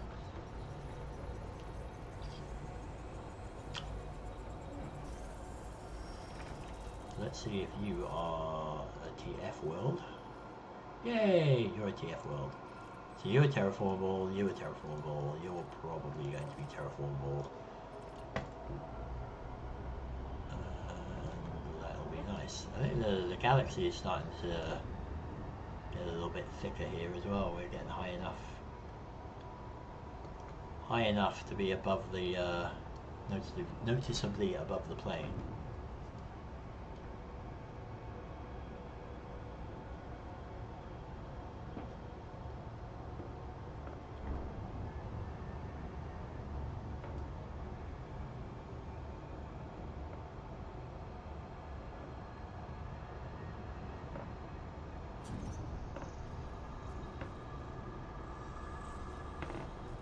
This I am hoping will be terraformable as well.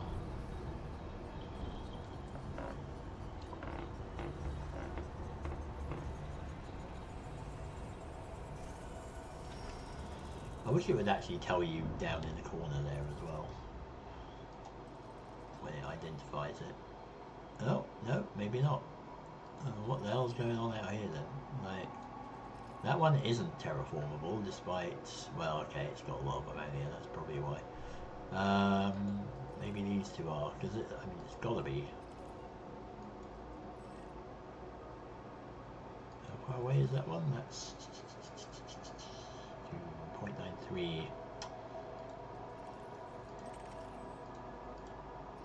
I thought that was over there. Yeah. Well, these have got to be some kind of terraformable going on here. We shall see. Excuse me.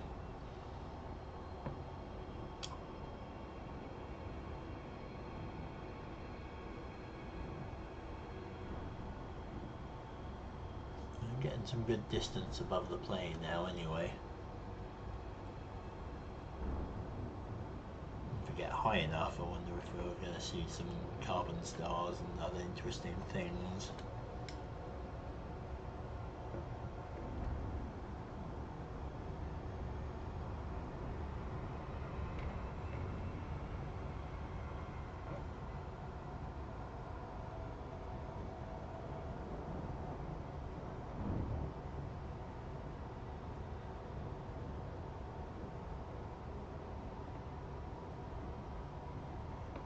Chug, come on.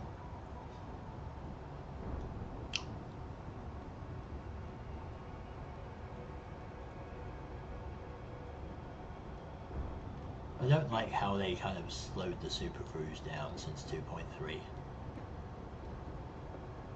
feels a lot more turgid.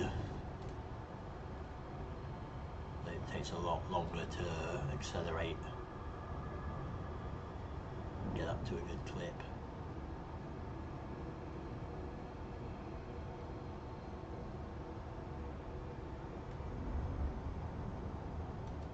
Another double.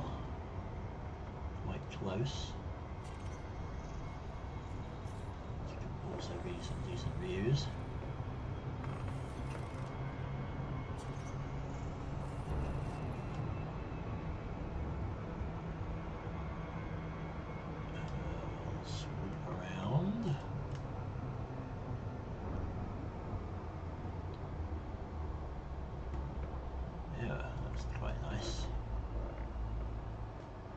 Is this also, no, neither of these are landable.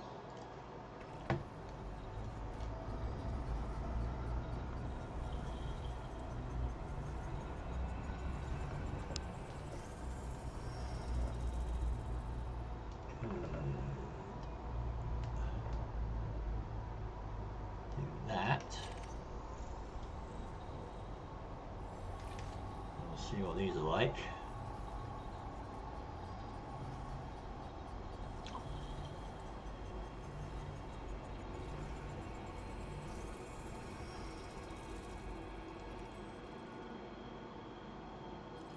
Well, that's wacky.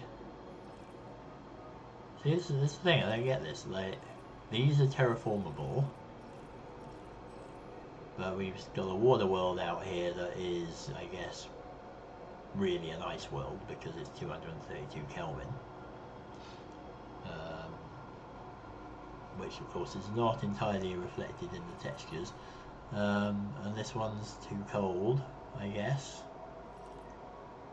So yeah, this really should just be a heavy metal world, really, that isn't terraformable. It doesn't really make much sense for it to be an ice world, I mean a water world, as it is, but such is the universe of Elite Dangerous. Let's see if I can get a reasonably interesting screenshot.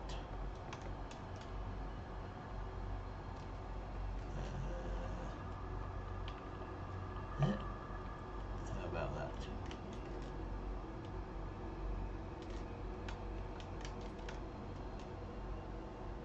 A bit more of an angle. I do like the ability to just tweak the angle of my ship there. Suppose I could drop out, but I'll lose the view. Let's just do it like this. That's fine.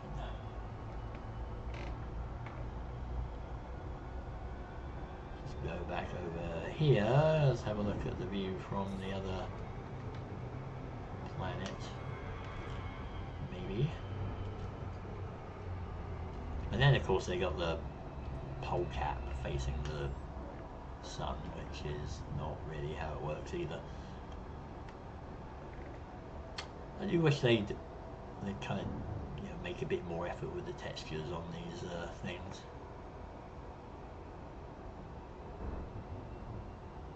You know, you could have like the 2000 Kelvin worlds actually completely molten.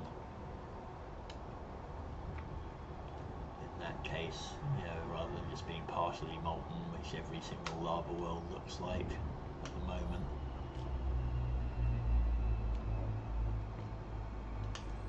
That's quite a bit further away.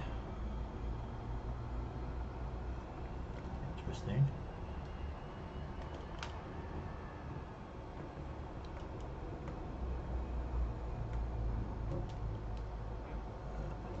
It's over there. Wow. That's intriguing. What's the relative sizes of these worlds?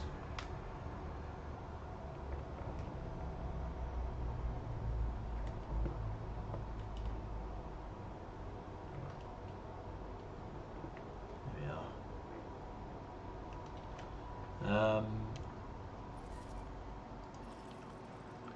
That's 6619. 6537. Huh. Weird. It's a lot bigger from behind. Right. Well, whoops. Do that. Let's go even higher up. We get to about what are we waiting for? We could get to 1,000, couldn't we? Oh, hello. Whole bunch of white dwarfs now. Can we make it to one of them? 171. 176. I wonder if we can stop off at a white dwarf. A white dwarf system, that would be kind of nice, wouldn't it? That's a busy one. That is also a busy one. That's a solo one.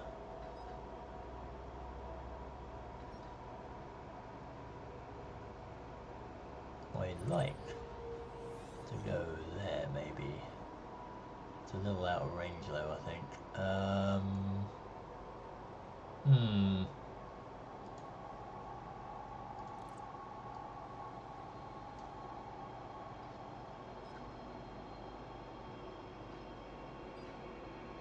You, however, are okay. I think we can make it to that one.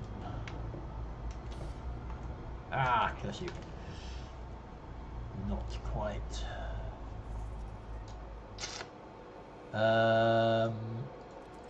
Any A stars nearer, maybe.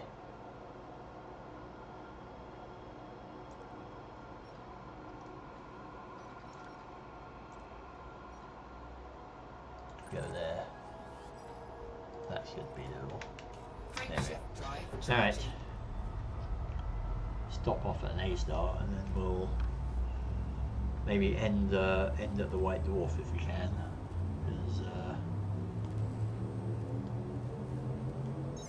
I don't usually go to White Dwarf systems. The last one I went to was that totally bonkers Death Spiral system. Had the gas giant at 0.4 light seconds from the White Dwarf or something ridiculous.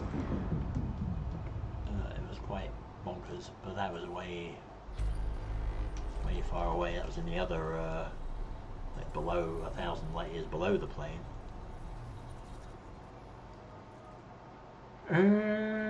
Wow, that's a busy one.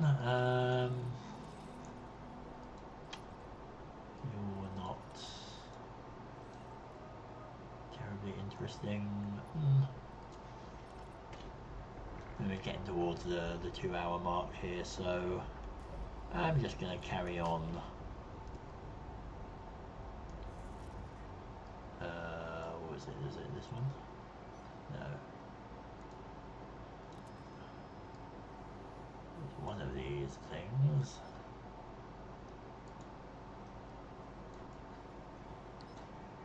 That one maybe. No. That one? Nope. Nope.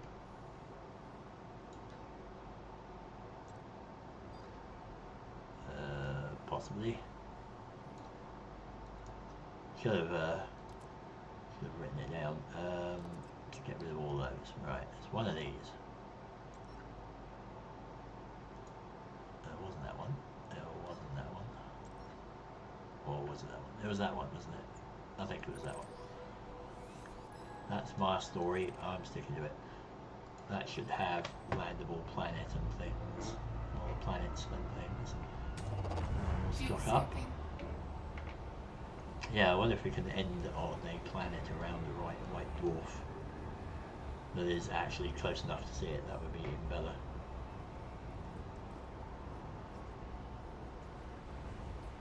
We'll have to see. I've had a few interesting things on this for this session. Will that fuel go up? Fuel scoop complete. Zoom. I like this bigger fuel scoop. Frameshift drive charging. Alright. Let's just get a little bit further away before we do that. Frameshift Eager. drive charging.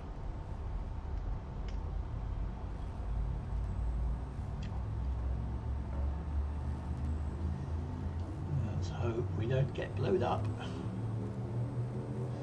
4, 3, 2, 1, engage. Should be okay, I think.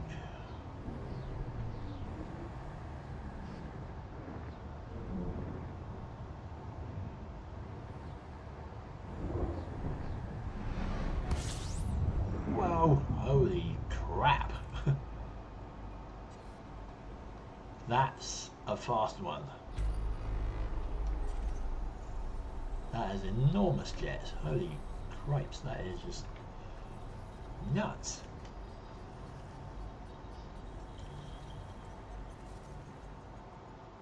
Oh wow, and there's some pretty neat planets. Oh, oh, why?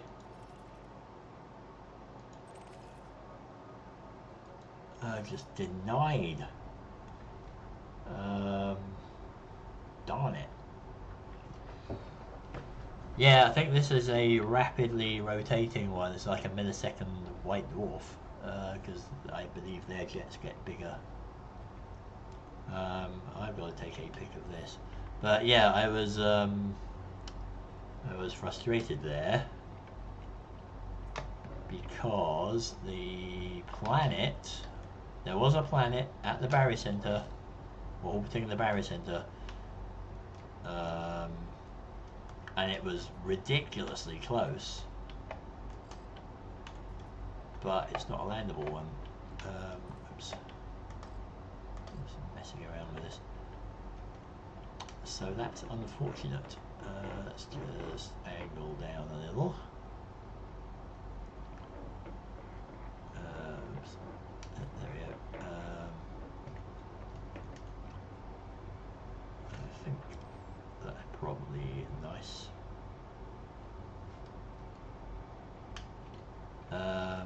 Yeah, that's so annoying.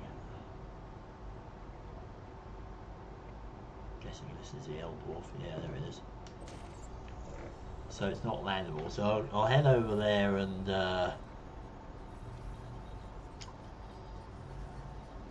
get a nice screenshot from that. And there's a honking great planet around another one of the stars that could be interesting. Where are you? You are over here. So we'll kind of look over the limb back at the planet here, or back at the dwarf. That'll look pretty cool. That's the closest planet I've found orbiting a binary pair, I think. That would have been perfect if it was landable. But when I turn around, there should be a heck of a view.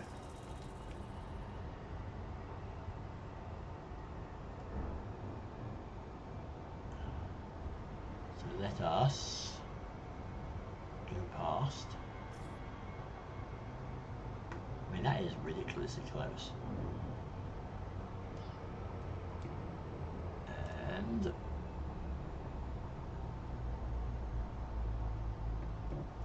that's not bad. So we can get behind it a bit more.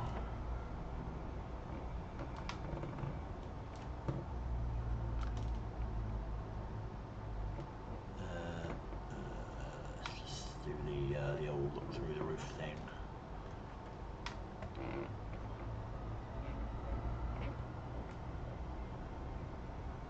As we do that.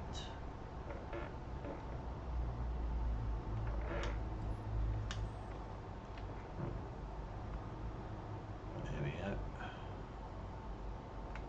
That's quite nice. I suppose I should drop out so we don't get the streaky bits.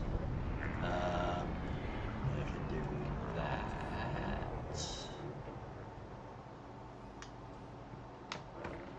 Oops, that. No. No. Maybe. Behave. I'll do that.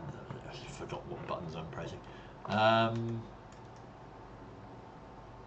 I always kind of put the ship on the left, but do the standard asp in front of staff thing.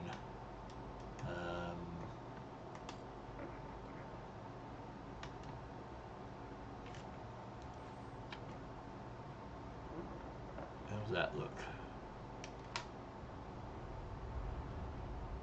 Problem with turning the engines on is like it gives you a bit of motion, but it also gives you blinding lens flare, which I don't really want. Damn it. Ah! Screw up completely. Now, it also stretches things out a bit, which I don't really want.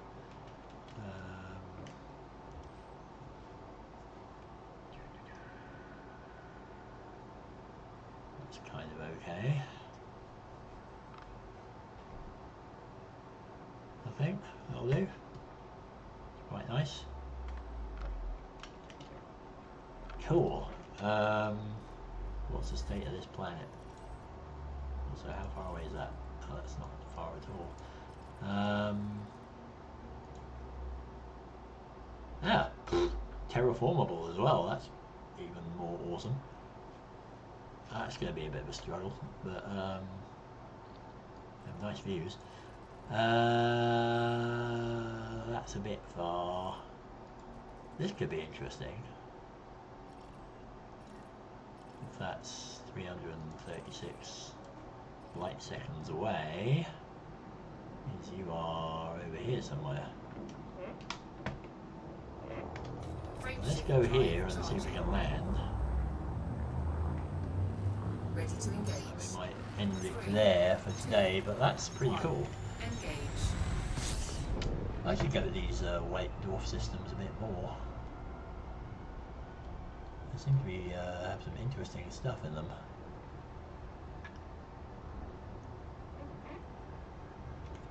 But yeah, Galaxy is definitely getting more. You're getting more the view from above the disc now. And I think we can go quite a bit further.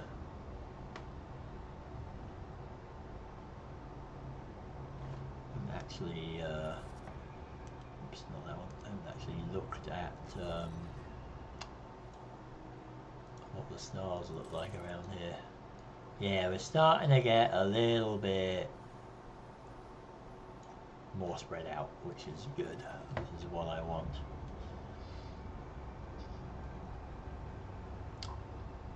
So now this is orbiting a companion, and the companion does have its, it's below the white dwarf on the in the system map. So I'm hoping the light is going to come from the companion. That seems to be how it works.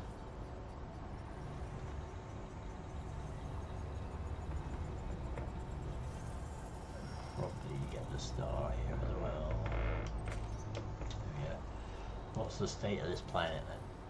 This looks like it's a big one. 16 Earth mass. 2 gravities. For some bizarre reason, it's an ice world that is 352 Kelvin. That makes no sense whatsoever.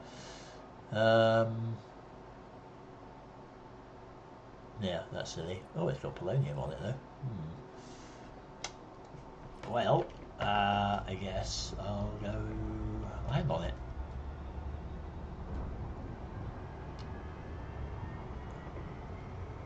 It's a B. Go past it and then turn around and we can line up with the white dwarf if we can see it.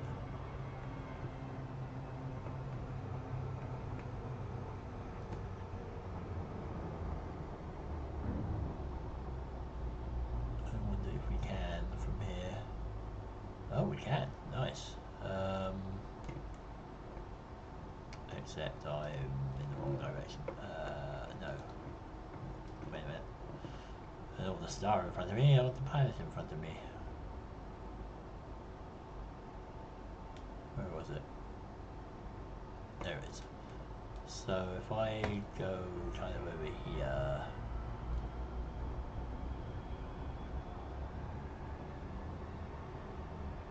Yeah, we'll land here and call it a night. That's fun. Let's see if we can get a view of that. Interesting looking planet.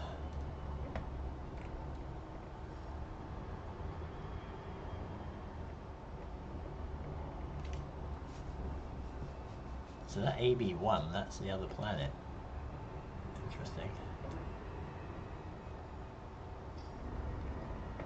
Now some of these grooves aren't actually kind of grooves at all, they're just different coloured lines. They don't have any terrain on them, so I'm hoping there's a canyon around here.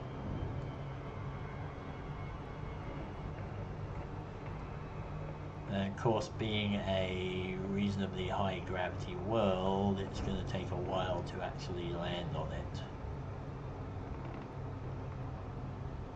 Seems that the glide stage and the approach to the glide takes a bit longer on the big worlds. Yeah, I'm not seeing much in the way of topography here at all. It's very flattened.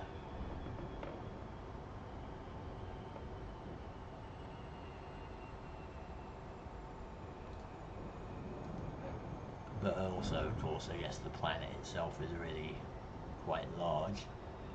How big was it? Was it radius-wise? 18,000 kilometers. It's 3 times the size of the Earth. Yeah, that's going to be interesting.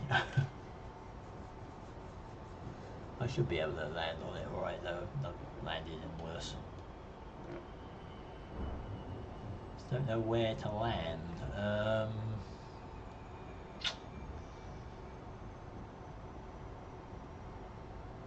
Everything's very subdued. Could try for there.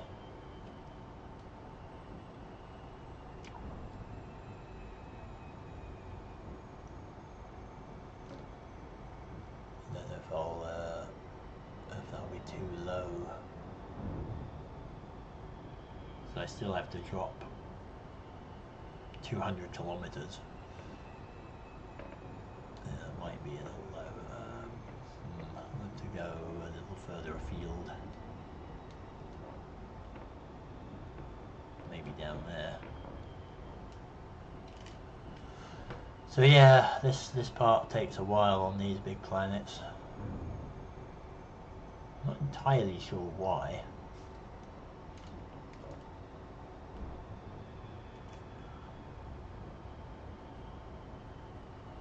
Some sort of scaling thing, evidently, but oh yeah, I wouldn't have been able to land there really. That's just a mess. Very bumpy.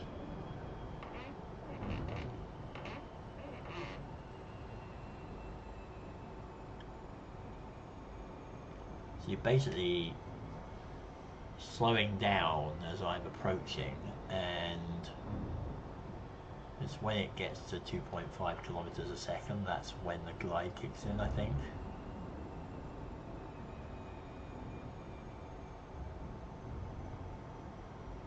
So it's getting there, but it's getting there slowly.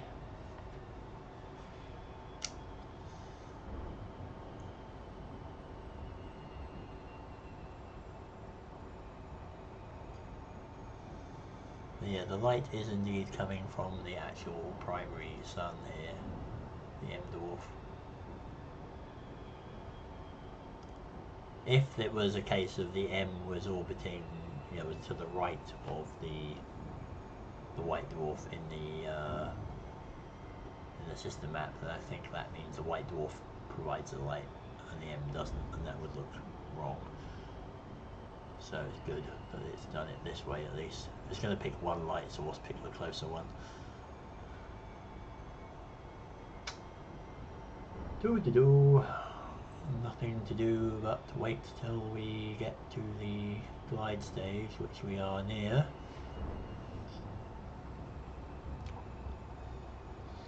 We're very near the equator here as well. Should be doing it now.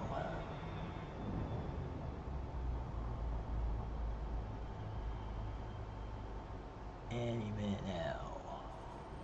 There we go. That was a bit delayed. Alright, we're just heading for flat ground here basically. Hopefully the dwarf will still be above the horizon. We're 40 kilometers up, that's a long way to go down. That could easily eat up that space.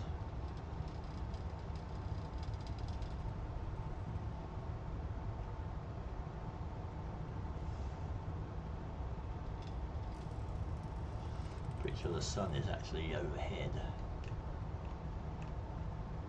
Yeah, there it is, just right overhead. That's why we're not seeing any shadows. Yeah, there's some little crack-like things down there.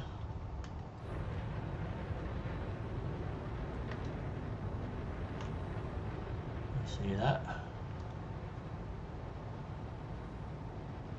It's intriguing.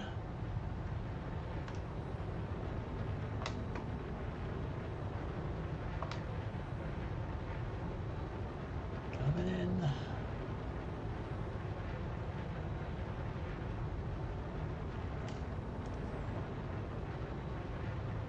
That'd be kind of cool to fly third person mode.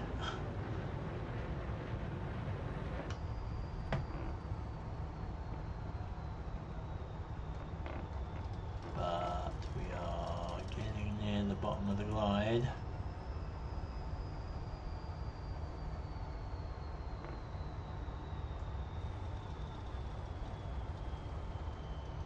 And starting to get that downward force. Up.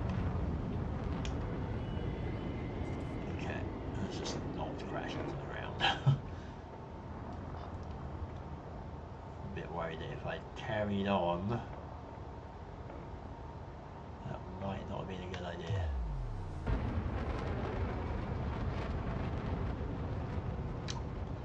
So do the final bit carefully. But yeah, the sun being overhead, that's a crater over there in the distance here. Like if I pointed to it there, I didn't even see that because there's no shadows, which is quite amusing. But yeah, this one's quite nice. I mean, it's funny because this is even on this is around another star, so the star is close enough to be visible, or for the white dwarf to be visible from it. But there was I think one of the first screenshots I took when I came back to Elite last November was on, was it LTT 332 or something like that, which was a white dwarf, and there was a landable planet that was similarly far away. Like you could about see as much detail as a little bright thing with a dimly visible jet around it. Right, we're getting there. Which is good because I'm starting to get peckish because it's dinner time here.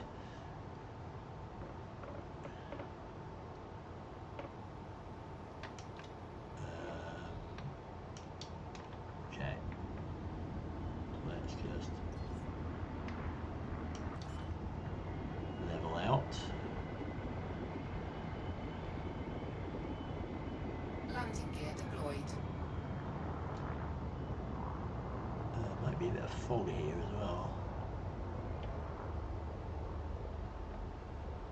Okay, gravity, do your thing.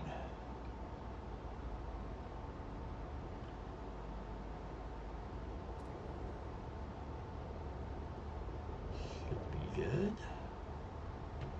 I don't want to go over there a bit.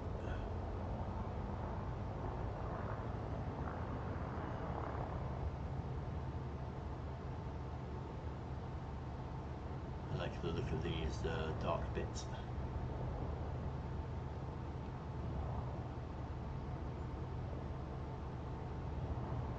A bit of a shuffle.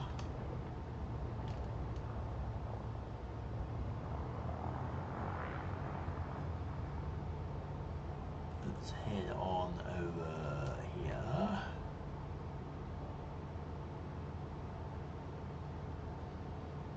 With this ice that should not be ice.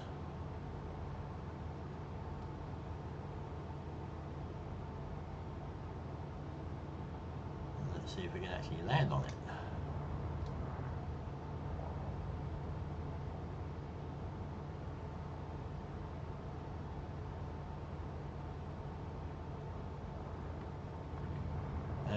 Okay.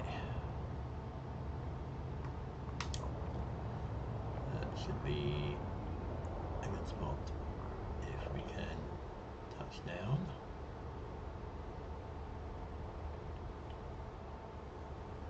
Little concerned that I haven't turned yellow yet. Oh, here we go.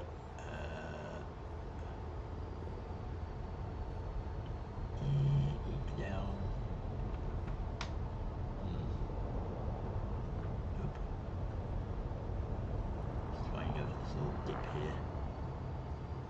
That may not be a good idea, that might be too low.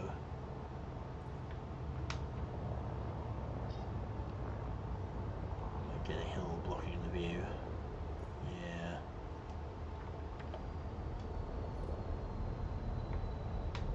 It's not so good.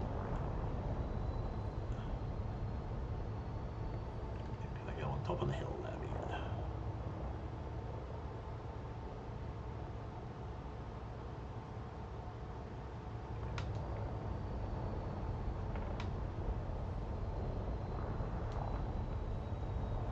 Okay. Punch. There we go. Nice. Nice, sensible landing. Nothing too dramatic. So, let's see what would be a nice view. Obviously there's not an awful lot to see here because the sun's high up. And there's no shadows. But that'll do. Right, well, I will leave it at that. I think for now. I've gone over 20 minutes, but that's alright. So thanks for joining me.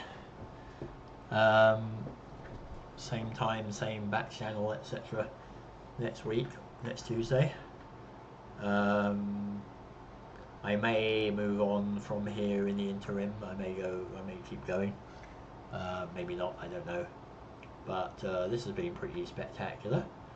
So yeah, there is Elite next Tuesday then, and don't forget we've got part 2 of Oxenfree on Saturday, and like I said, part 1 is up on YouTube and in the Twitch past broadcasts. So do check that out if you want to catch up on the story if you missed it.